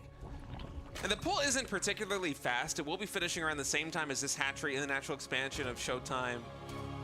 But Scarlet is droning. So what are we going to have? Like, is this hatchery going to make like a queen? Are we going to have a creep tumor in the natural expansion here of ShoWTimE? Are we going to get Lings going into the main base? I think that's basically guaranteed to happen. But the fact that it hasn't been canceled. Yeah, so, I mean, let's see what she can do with this. You know, this was slowed down enough that, you know, the whole momentum of the rush should be pretty awkward here. Does feel to me like a rush like this. Are we not going to have anything made? Okay. Last second, the Lings were started there. It's a dirty Nexus, isn't it? Yeah, no, look, yeah, right. The creep is going on the Nexus. I kind of forgot that actually happens in this game because we never really get to see it. So Lings are going to be hatching here, but there's already 2 Adepts. And the Lings can't quite accumulate in numbers. He's going to send 2 into the main. And another Zealot's going to be made to probably cork the entrance. So that the Adepts can just keep, over time, damaging this. We're going to have one Overlord come out here now. I think just trying to get any value you possibly can out of this hatchery makes sense here for Scarlet. Overlord, unless, although ShoWTimE is one of these players that loves to go Oracle Phoenix Oracle as part of, you know, the masking of the macro build, although we might not see that today. Okay, so this is a pretty disastrous game, honestly, from Scarlet. In my head, I was kind of like, well, maybe she can, no, or maybe, you know, but it's like, no, this is just going really quite badly. Yeah, I was kind of flabbergasted that it did not get canceled after the Nexus went down. I feel like that's really the value that you get out of this hatchery is that you force the Protoss player to either pull probes to try and deal with it and derails their build, or I don't know. This is just it's gonna fall. I think Ling speed is done, unless I'm mistaken. So these Lings do have the potential to be very annoying, but there aren't many more Lings on the map. Broodlings are gonna get us around on one of these Zealots. Speedling's gonna sprint their way on into the main base and try and pick off at least a couple of probes. And I mean, from this point on, Scarlet's just playing from behind, basically. Didn't get any kills on those probes there. The last pair of Lings is gonna hatch, and this creep is gonna be gone. And I mean, there's no pretty way to paint this picture. Like, Scarlet's just gonna be playing from such a deficit. This should be a pretty easy game from the Protoss' perspective. Yeah, if there's anything going in Scarlet's favor, is that this is a very weird situation for ShoWTimE. True, yeah, this is not exactly like the games you practice for, right? But so he might play a little bit suboptimally, but just looking at the stats right now, I much prefer ShoWTimE's position, especially with all these Adepts coming cross map. We almost have more Adepts than Zerglings right now at this moment. Yeah, it's actually a crazy thought. Yeah, 7 Adepts and 9 Lings, now 13. But yeah, let's see how much damage that he can get off here. Remember that the Oracles can just melt Zerglings. The Queens can fight the Oracles, but they're not. Oh god, he's gonna go right into the main. This is so brutal. 3 Oracles here. Booby traps being laid. He's gonna try to trigger that. Does end up getting a couple Lings there. Yeah, Def now able to work their way into this mineral line. Shade is gonna pop down at the 3rd base. No Lings to be found there. Ling production was cut quite a bit as Scarlet was trying to make up for lost ground with some heavy droning. There are now 28 Lings in production as these drones taking the long route away, trying to run from those Adepts. This is a pretty painful interruption of mining here. And Scarlet doesn't have great control of the situation. The Oracles are going to stay far in the back. I think okay, that might be a mistake actually from ShoWTimE. But you know, honestly, this is actually pretty crazy because I guess you have that wall behind you, so you can't get totally surrounded. And Oracles can just melt Lings like we're seeing here now.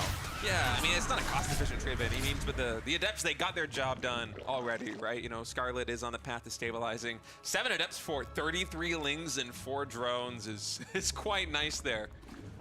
So the 4th hatchery has finished. It's over here at the very top, just above the 3rd base of the Protoss. And so the Adepts, I mean, look, they caused a little bit of chaos back there. They forced some workers to run away. And, you know, now we're going to go back into kind of more proper development here for Protoss. We've got the Forge upgrading, Blink is coming along, the Robo's there, the Templar Archives, everything else that the Protoss needs to make a more sophisticated army later on. Yeah, it's all the basic building blocks of a Protoss macro game here for ShoWTimE, and he's going into it in just a terrific position. This Oracle is going to spot the 4th base for Scarlet over here at the 11 o'clock position, and even the creep spread got slowed down a little bit there. Scarlet is one of those Zergs, though, who is just usually so on point with the creep spread, not unlike Reynor. She has been able to make up for some of that lost ground, but just looking at the economy right now, full 3-base saturation here for ShoWTimE with those 6 gases on 66 workers. The Stalkers are getting some damage done right now. The Lean counterattack is getting thwarted by Photon Cannon, Oracle back at home, Zealots being morphed in. And that stasis trap got a lot of Lings. That was perfect. That stun was huge. And we had a few more Lings get shaved off back there. Some more Zealots are warping in. And this is probably going to be another game where we're going to see a push out towards the 4th base. It looks like ShoWTimE wanted to start the Nexus over here at 6, but was denied that. Scarlet's going to try and transition from this position into Hive Tech Lurkers. I'm not sure if ShoWTimE is going to let her get there. He's starting a Warp Prism right now. 4th base is going to finally be secured. Additional Photon Cannons are being thrown down right now, I believe at the 3rd base. And with more Templar warping in, we're about to have the Warp Prism on the map with +2 ground weapons. Nearing completion, charge gonna be done. And a lot of energy on these Templar before those Hive Tech Lurkers come in. If ShoWTimE decides to move cross map and try and get some damage done, there is a lot of potential to take down bases, to take down eco. This is a real moment of vulnerability right now for Scarlet. Yeah. I mean, the army is looking pretty scary right now. A counterattack, I think, is a good idea, by the way. But it looks like the Oracles are going to see these Lings over here. I think the Zealots actually might not be enough. Like, there's a lot of Lings in this counterattack. That's a max energy Templar, though. Oh, that's true. That's why we don't see that energy bar. There's a lot of Storms. Yeah, the Storms are actually pretty perfect there. And so this push, I mean, up at the 4th base, is there anything even defending this? So this is just going to be an expansion. Scarlet's basically going to give this up. There's also a 5th base at that kind of triangle expo position. And this hatchery is going to get taken down behind it. ShoWTimE. He's also setting up for the late game. So there's Lurkers here. Probably enough Lurkers you can't really run into that. Oh my gosh, this is just not going well for Scarlet. So what ShoWTimE's going to do is loop all the way around. Oh, I think, is this going to be a Storm Drop, perhaps? Oh, it might be. And there's a Nidus network being made. I like that move a lot. I actually really like this. I almost forgot about, like, the Nidus Worm in general. Like, we haven't had that many games that we've casted where it's been used. And maybe, you know, I see an Overlord hidden, like, at the bottom center. Just, like, to the left side of the 6 o'clock base. Maybe Scarlet can throw down a Nidus Worm there and just, you know, carve out the inside of ShoWTimE's main. All right, so it is going to be Zealots dropped over here in the 4th base of Scarlet. Going to get picked right back up. Just trying to buy a little bit of time here is ShoWTimE as he's continuing to power with the Mothership in production. Additional Templar being warped in. More Tempest being added into the mix. And he is setting up for a very stable macro game back at home. I think this Warp Prism might finally get caught with that shift rally point, but no, instead actually just going to be able to barely make it away. 23 HP is... You know, ShoWTimE just continues to power up. We have more gateways, 2nd Forge, air weapons coming in. All of the pieces of the Protoss puzzle for a long protracted late game are getting added into the mix right now. The Storm and the Stun is both working. So ShoWTimE has really built up a pretty fearsome army here. Zealot's going to come through over here. The Lings are going to try to get this surround off. Just too many Lings here for these Zealots to actually deal with. And, you know, with all this build-up here, we got the Mothership. This is kind of the last piece of the puzzle here for Protoss needs. We could have a game similar to what we saw before. You know, the roaming Deathball army. Zerg trying to counterattack, but ultimately never really able to fight the force that Protoss has made. Right, but because ShoWTimE opted to go for Tempest instead of carriers, it's going to be a much slower roll. You're just going to be trying to take down lurkers, be trying to take down potentially Vipers or Corruptors. Really, any damage that you can get done with these Tempests at a distance is going to be huge. Nidus Network is going to get stunned, by the way, here, and Mothership fighting the Overseer there for just a moment, actually storming even. ShoWTimE just so confident. I mean, these Templar have so much energy that why not storm a couple of Lings? And now he's going to start laying siege to this 3 o'clock base. So, for now, I think Scarlett's going to have to ditch this base again. By the way, she's been very good about that. She knows, like, when it's time to just, like, not fight for a base. But, you know, there's not a lot of places for Scarlett to go. If you look on the map, like, where can she actually expand to, right? Not here, obviously. The base at the top left isn't going to work. By the way, I guess a Zealot and a Cannon perfectly deny the Nidus Worm. Learn something new every day. But yeah, it just feels like her position is very compressed. And like, lurkers are hard to attack into. We see ShoWTimE backing up now, but you don't really care if the Zerg doesn't have any good bases. Like, look at this position. This is a nightmare to try to mine from. This half gold, half blue mineral base. Yeah, you can just kind of suffocate the Zerg player right now here at ShoWTimE. Keep Scarlet restrained to 4 bases. Do not allow a 5th. Do not allow a 6th. And as Mapu was pointing out, the resources is lost massively in the favor of ShoWTimE right now. Even with these Zealot counterattacks, I mean, that is a phenomenal kill-death ratio. This guy was playing Counter-Strike. He would be getting banned for hacking right now. So, I mean, the Tempest, you know, they have the superiority of range here. So you can just, like, over time, just start to let that damage accumulate. The Nidus Network is actually going to pop out right in front of the Natural. This is an interesting move here. Oh my god, and so the lurkers are going to be out. This is going to force, I think, a recall back home, if it's available. Man, that Immortal, like, Neo in the Matrix is dodging so many lurker shots. This everything score is going to get taken out. I wonder if we're going to have a recall here from ShoWTimE to try and deal with this situation. Storm is going to weaken up these Hydras quite a bit. Once those Hydras fall, there isn't a lot of anti-air left here for Scarlet, and if that Nidus Worm gets taken out before those lurkers can escape, it can be very dangerous. Scarlet is able to evacuate everything with those Adept Talons. Those lurkers, they really do unburrow in a hurry.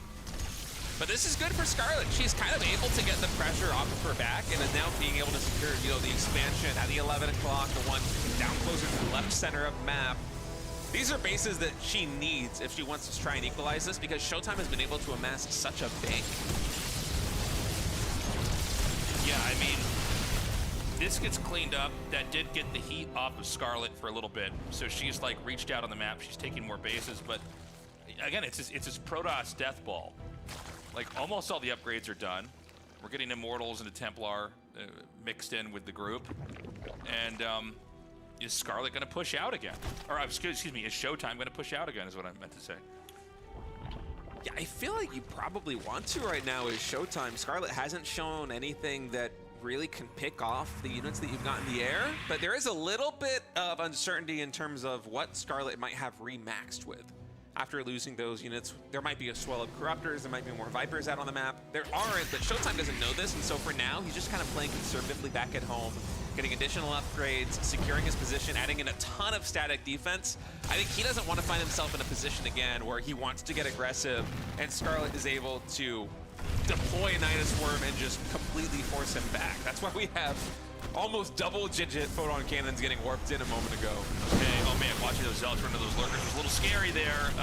Another push in. The lurkers, you know, they're not quite able to get away. They're not that fast off of creep here. More lurkers down in the bottom right.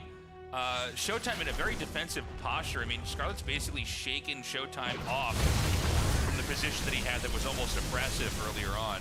Yeah, but with not a lot of anti-air here for Scarlet, these lurkers are going to have to retreat from that bottom right corner all the way back into the cluster of Zerg bases to the north. We're going to have a Nidus Worm almost used like a Brood War Nidus Worm, just securing an expansion here. Okay, so, you know, this push, it's getting pretty forceful. The lurkers are not, it's kind of great seeing the Zealots run into this, but it's almost hard for me to tell how many lurkers are here, by the way, to watch this fight. It's tough. Not the clearest thing to see here. But, you know, ShoWTimE's out on the map. He's still driving stuff away. He's going to push right back into that location that he denied earlier. Yeah, oh, nice deny. Part of the problem right now for Scarlet is that the 5th and the 6th base were so delayed. She was sitting on just 4 bases for such a long time that even though the mineral income is there, it was only 8 Vespeine Geyser. She doesn't have a lot of gas in the bank, and so her options are kind of limited in terms of what she wants to do here. It's hard to make a transition into something like Corruptors and get the upgrades for those units. It's hard to make, you know, more than even just a handful of Vipers to try and start abducting these Tempests because the gas income has been so restrained. And so for now, it seems like the move that she is making is trying to move across the map in a couple of different positions, keep ShoWTimE on his half of Takamok so that she can get the gas bank that she needs to kind of be a little bit more flexible and start trading more effectively. But ShoWTimE is doing such a good job of roaming with these 2 separate armies. One in the top left, mostly a ground force, one in the bottom right, mostly an air force. And Scarlet is, again, kind of getting restrained. These armies, those Hydras taking a ton of damage from the Storm. They aren't very good at fighting what ShoWTimE has assembled. And the Remax is coming in, again, because the gas income is limited. It's just Hydras and upgrades right now for Scarlet. So this push down here at the bottom, it's kind of crazy to see what a Mothership and Tempest can just do kind of on their own. I think in my head, I always feel like the Mothership has to be over the main army, but I guess not. But yeah, I mean, Scarlet, she still has some bases, particularly this one over here in the top left, but there's not a whole lot else to work with. I guess she is mining from that gold base. I thought it was kind of too difficult to actually have, but I don't see ShoWTimE punishing him for the time being. And now, also, we should point out ShoWTimE and Scarlet are both running out of places to take on the map. Like, this is kind of reminds me a little bit of those TVZs we used to cast back in the day, you know, where it would be like Maro's split mapping it, and just the Zerg eventually runs out of resources on their side of the map. Well, ShoWTimE is finally defeating all of the Protoss forces.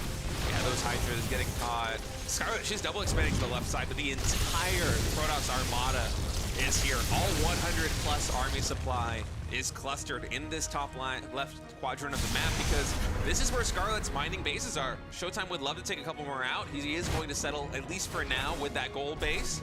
And then once more, start to separate. The Zealots and the Archons, they will be able to deny get the kill, in fact, on this top left expansion. Whereas the rest of the forces are coming down, and look at how much static defense we have here from ShoWTimE. I feel like I'm watching a Need game from 4 or 5 years ago. This is kind of insane. Scarlet, I think, is going to lose this base at the top left, which, if that Nidus goes down, Tasteless, these Lurkers are probably going to die. My God, they're just stuck here. They're completely surrounded. Yeah, they have no way of getting out. We have double detection, the Observer and Revelation right now, but Corruptor is coming in a big swell. We do have Storms and Archons, though, getting so much damage done. The Mothership is going to go down, but nothing else. In fact, even the Mothership standing strong there in the end. And ShoWTimE in one fell swoop is able to cut the head off the dragon. All of the Lurkers go down. The Corruptors just get obliterated by the Archons and the Storms. That was an epic PvZ. I love seeing the Lurkers just trapped there. It's like, oh, they're just going to be, it's like fish in a barrel here. There's no way to get out. They're surrounded by cannons and, of course, that Protoss army above them. So, great game. ShoWTimE wins game number 1. But let's not forget how that game started. That was a proxy hatchery, which doesn't block the Nexus. And yeah, I mean, normally what you do is you have the hatchery go inside the natural and you put it where the Nexus is supposed to be. And then it's annoying, the build order's kind of messed up. I don't see that move as much anymore, but maybe Scarlet's bringing out some kind of older ideas. I think part of that might just be the fact that Scarlet, frankly, probably doesn't have as many hours in practice recently as everybody else in this group. And so one of the ways you can equalize here as Scarlet, especially being such a cerebral player, is to make the games very weird. Yeah, because that neutralizes the practice time quite a bit. The game becomes a lot more about instinct. But because the hatchery did not, in fact, block the Nexus, as Tasteless was able to point out immediately. Which I knew the second I saw it. I went, nope, nope. Hope State doesn't mess this cast up and guess about it.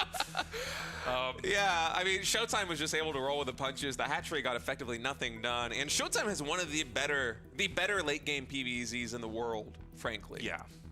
Well, we're actually going onto map 2 here. That's going to be on the grid. And let's see if Scarlet can come back. It's going to be sad if she gets knocked out, but I mean, this is a pretty pretty tough stacked group. So this group is insanely stacked, Yeah. actually. I mean, Reynor, Scarlet, ShoWTimE, and Classic is an incredible lineup. and this is going to be with Scarlet in the top left and ShoWTimE in the top right. There's been an immediate probe sent out on the map. And a 13 pool from Scarlet. Yeah, Scarlet. Cheesy, Little cheesy. bit of cheddar. So this is going to be spotted. And, well, hold on. Are we going to have a drone come down and feign Yeah, the I was going to say, hatchery?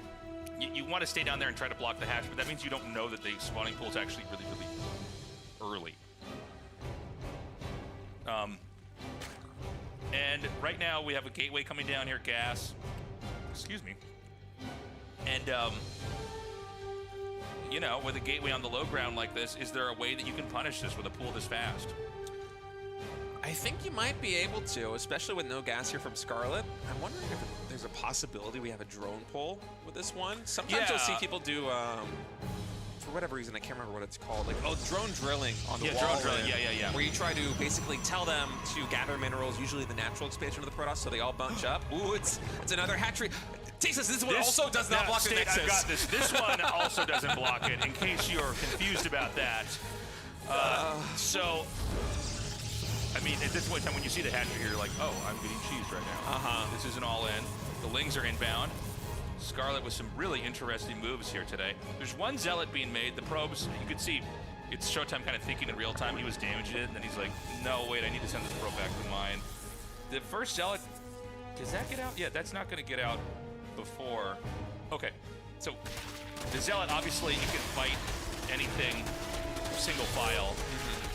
I was going to say, he wants to kind of like move that out and then send it back. Yeah, you just want to wait until that second Zealot comes out because that makes the fight a lot easier here. We do have Morlings coming across the map and a ton of shield batteries getting thrown down right now. Did you hold this as Protoss? I feel like you have to. I don't see... This is wild. This is just stuff I don't get to cast every day. This looks like all of my ladder games. Yeah, no, this is definitely a ladder experience for sure. This is except if I would have lost my Zealot already by now. You're like, watch GSL all the time. You're like, I can get to Masters one day. And you're like, well, I don't see them do this. I don't know how to stop this. The gateway's going to fall. The hatchery, it blocks it in such a way that the Zealots couldn't really get over there and defend it. And now it's all these spine crawlers coming down here. This is just a down and dirty way to play. But oh gosh, okay, so wait, there's no forge that's made, right? Yeah, so there's no cannons. forge. There's like not a lot that you can do to actually stop these spine crawlers, right? Yeah, Scarlet's actually able to buy a lot of time with this little dance that she's doing with all these Zerglings. The hatchery isn't going down just yet. Killing the hatchery would help a lot, by the way. If you don't forget that it's not just making creep, it's actually making it clean, and it is allowing for larvae to hatch out here. I feel like this hatchery should have gone down. I think it's a little bit of maybe a misstep that it's able to survive here at 150 HP. So the creep tumor's been thrown down here.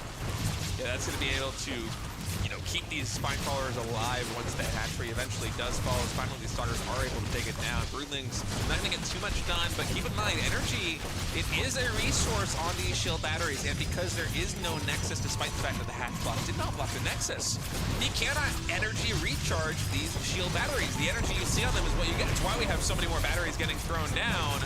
And now this is kind of a logjam. This is a lot of Zerglings, Tasteless. There's only 2 pylons down here. I think we might have one more warping in on top. Yes, that is another pylon. But this is starting to look like it might work for Scarlet. The batteries are very low on energy. Yeah. We have all. I don't think we have any production up for ShoWTimE. Yeah, I think Scarlet wins.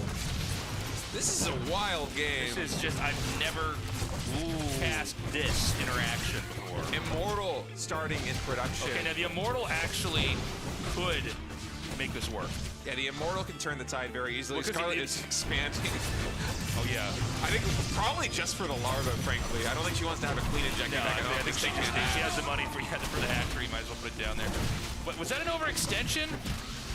He's able to work his way all the way back, and also that extra shield battery just kind of creating another choke point here is very good. The Immortal can run out and gun down the spine crawler and then run back and still be healed.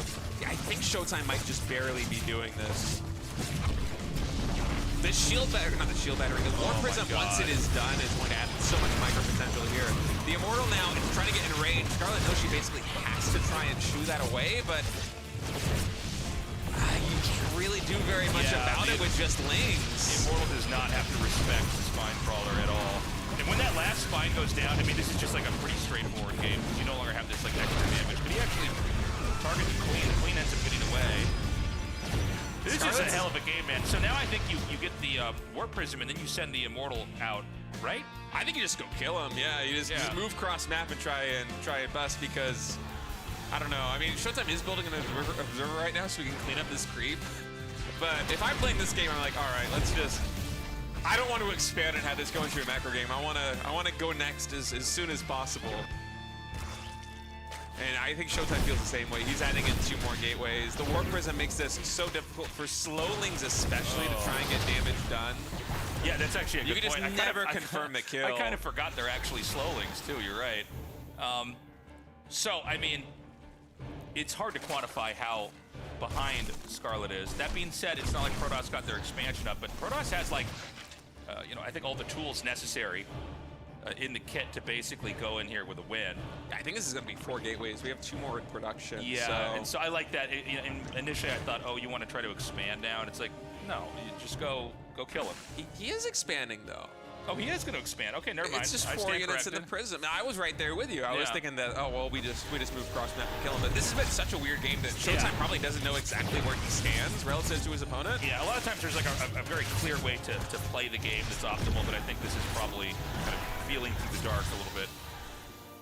So, I mean, it does a little bit of damage. The Nexus is halfway done. Link speed has just started to give you an idea of how far away you know, Scarlet is from being viable in fights.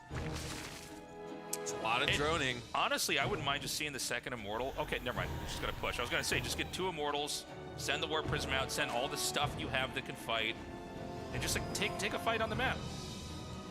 Yeah, I think this should probably just be it. Zergling's speed is only about 1/3 of the way done. Roach Warren just now starting. We have 3 Queens down here in the natural expansion and maybe 12 Lings against a pretty considerable army here for ShoWTimE. He's actually going to shuffle his way into the main base. Oh, that was year so is good. it? That was so sick. Now he can just bury the rest of his army in here and keep force fielding this. This is going to be a win with style. I absolutely love this. So you can just force field this forever. Yeah, I feel like ShoWTimE, if he just went into the natural expansion, could have ended the game outright. But this is a dirty way to close out a dirty game. So I like this. Great series, man. I think Scarlet's going to have to tap out. The main base is going to be completely wiped. Yeah, GG, there it is. ShoWTimE defeats Scarlet 2-0. So Scarlet can be the first player eliminated from Group D here, but I will say she made for some really fun games. I love what she brought to the group. There are some really creative ideas at play. It's been fun, man. She made this group way better. That was fun. That last game was very cool. I have never quite cast a game like that. It's an interesting cheese. Definitely learned a lot there. So ShoWTimE is now going to go up against Reynor here. Yeah, and I feel like that is a series that absolutely has the potential to go very, very long. I mean, ShoWTimE, he loves to play the late game macro game like we've seen in the past, like he did versus Scarlet in that game #1. And Reynor is not really afraid of going to it if he absolutely must do it. So I think it absolutely is a possibility that this one is going to be a marathon of a match. Mom, I need the last 3 numbers on the back of the credit card. I got to sign up for the Patreon. Guys, consider going and supporting us. Those are not all the tiers, by the way. It's not just 5 or 25 or 100. There's a bunch of tiers in between. Whatever you think you can give, we would be over the moon if you can support us in our endeavor to keep competitive StarCraft alive, active, and with a kind of professional broadcast. The kind of broadcast that, frankly, StarCraft 2 of this high level deserves. Yeah. Well, we can streamline the production. You know, we got this cool set that we've built, but you know, also just having a cool intro, everything like that. Consider signing up for the Patreon. Patreon.com/ReviveSC2, and we're gonna go to a little break here. When we come back, it's gonna be the final match of the evening.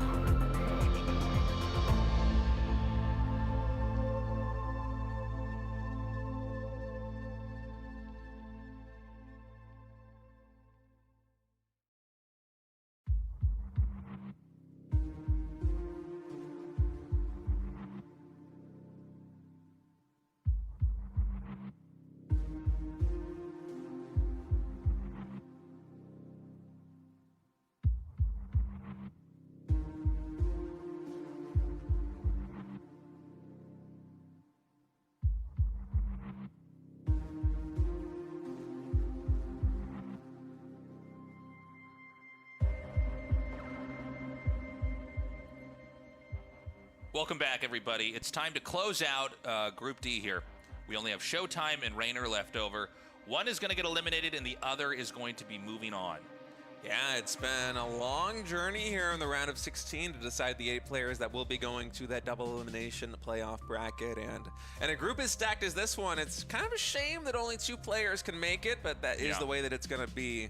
And Reynor versus ShoWTimE feels like a headliner match to close it out. I mean, this has been, it's been honestly a great day of games here. Scarlett showed some awesome plays, but, you know, ShoWTimE kind of won with style, stopping that cheese and then doing. That's one of my favorite closers is the force field on the ramp. I love it so much. I remember the first time I saw that, and I was like, oh, it's so sick. Like, yeah, MC was the king of that. Yeah, yeah. I think the first person I ever saw did it might have been Grubby.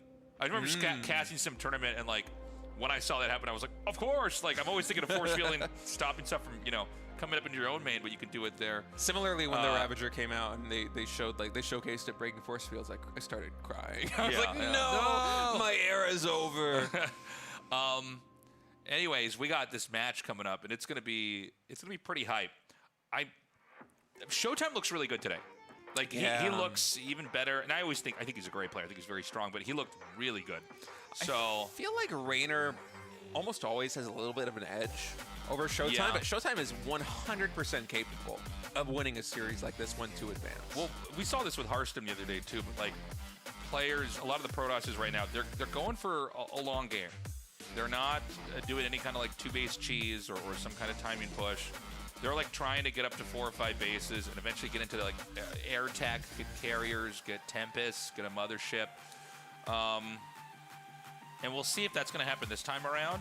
Reynor also seemed to be pretty comfortable going into late game, but you never know. I mean, Zergs always can just pull the trigger and try to do something crazy. Yeah, and ShoWTimE and Reynor have a long history of trying to qualify for stuff against each other like this one too. I think it was, I believe, the qualifying match, or one of the qualifying matches of the EWC European qualifiers.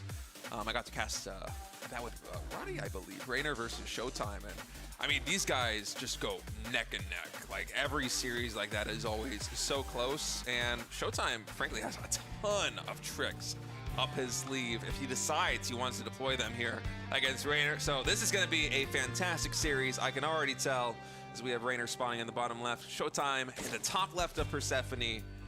I am so eager to get this one started. I really want to see some epic macro games between these two. Yeah, me too. I mean, I'm super hyped for this. These are 2 European powerhouses, and I'm going to be happy with either one moving on here.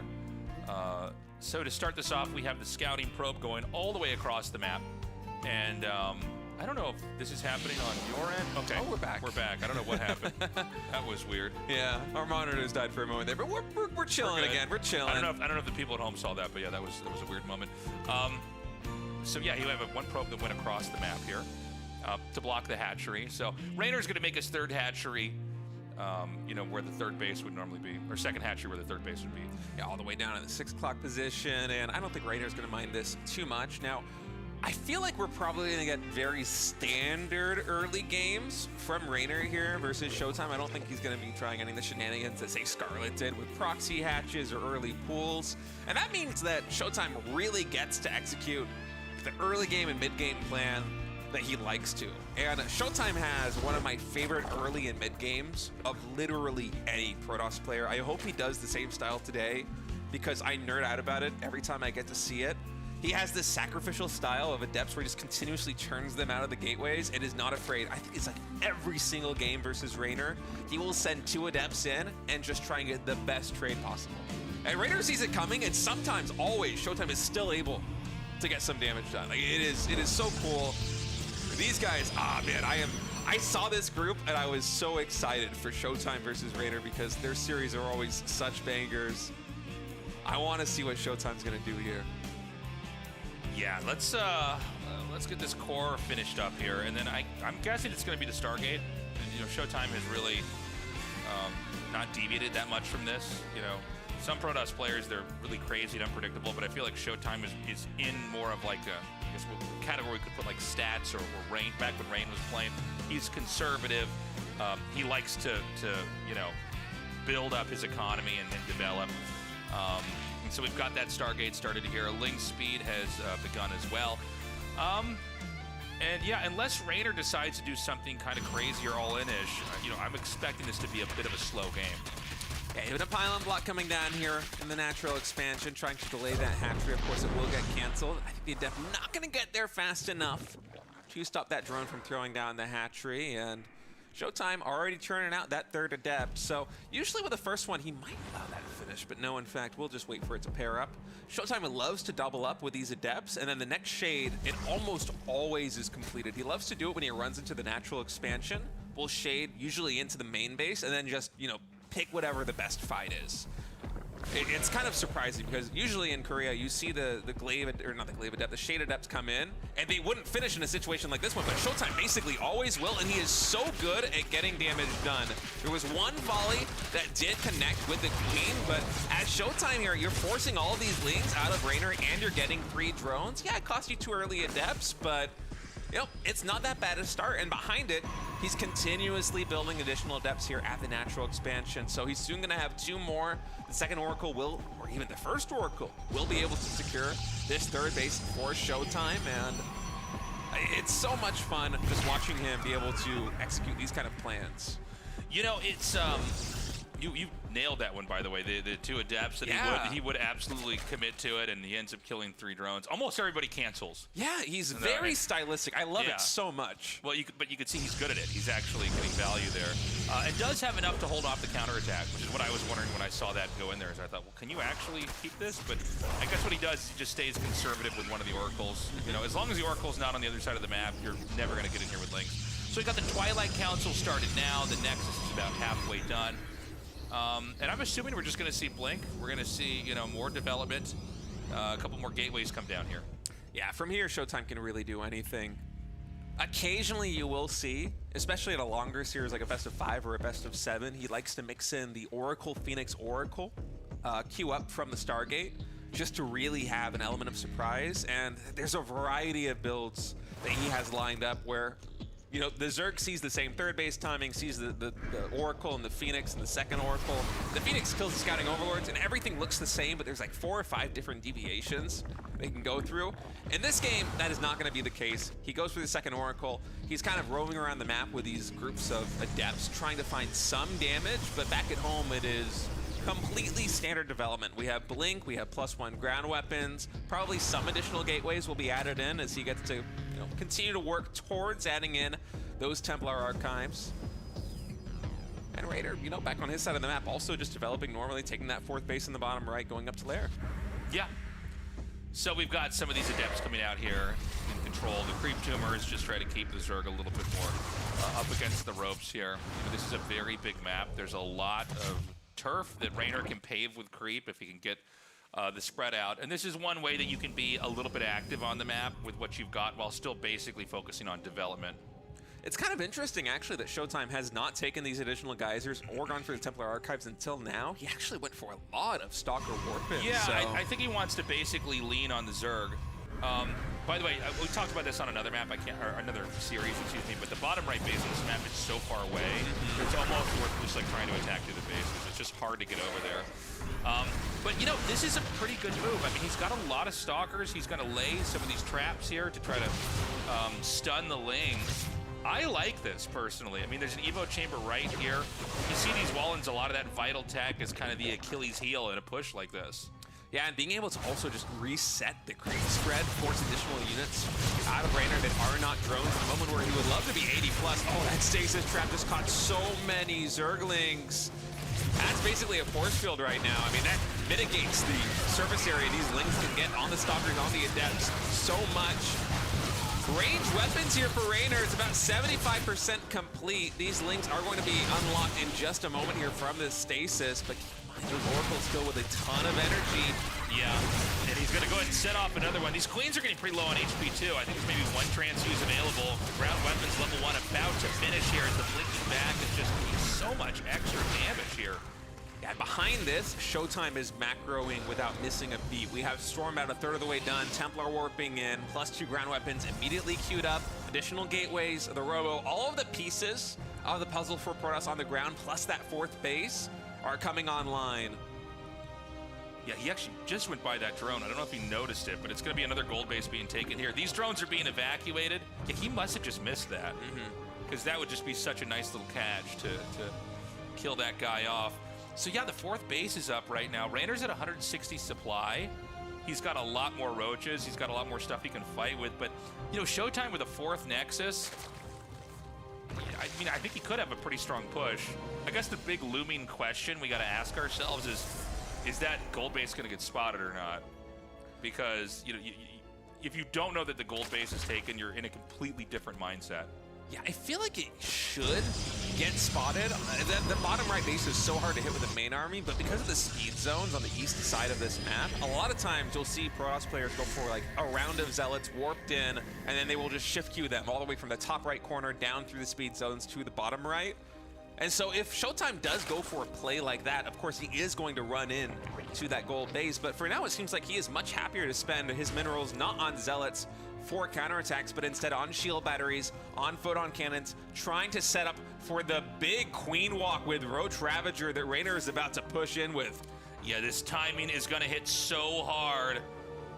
It's quite a long travel distance, but if you can get up over here and hit this 3rd base, you'll have access to the natural. You'll be able to go down to that 4th base and wipe that out there as well. So it's all going to come down to whether or not there is enough here for ShoWTimE to hold out this max army attack here from Reynor. Oh, big storm right there, able to catch a lot of these Ravagers. They are going to get healed up. Oh, man! The Queen's in a little bit of body blocking right now by the Queens. The Ravagers! Oh, they're getting trapped. The Storm's doing so much damage. Simultaneously, Reynor, he is attacking the 4th base right now of ShoWTimE. But this Queen Walk, it was not a push that was supposed to get repelled that easily. Now with the recall coming into this 4th base, actually maybe not enough Stalkers here for ShoWTimE. Maybe was hoping to catch a little bit more Stalkers with that recall. These Roaches going to get a very favorable trade. And, I mean, Reynor is still maxed out, by the way, guys. There's going to have to be a lot more stuff hatching, and it's going to hit again. ShoWTimE right now floating at about 132 supply. And, I mean, the gold base is kicking in. It's going to be more Roaches and Ravagers. It's going to be round 2 of this huge attack up here. And a lot of the sophistication from the Protoss army is gone. Oh, does that actually kill that? Yeah. No more cannons powered over there. That Stasis Trap catching a lot of these key units here for Reynor, but the Roach is actually doing a good job of also blocking in the arc here for ShoWTimE. You can see with those files raining down, it's kind of an awkward position to attack into as finally he is going to go.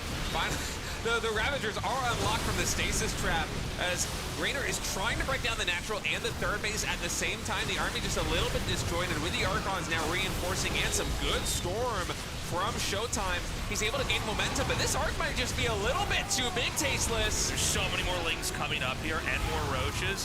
If he gets that cybernetic score too, yeah, he takes that out. So no more Stalkers warped in. The ones that just got in are the last ones that are going to be here for a little bit. Reynor is going to regroup, I think, momentarily, but yeah, I mean, he's maxed out again. If he can just get to the tipping point here in this fight, I think ShoWTimE's going to be out. Yeah, the initial engagement was so good for ShoWTimE, but Reynor remaxing so quickly. A lot of that because this gold base is propelling his economy forward, even on 77 drones.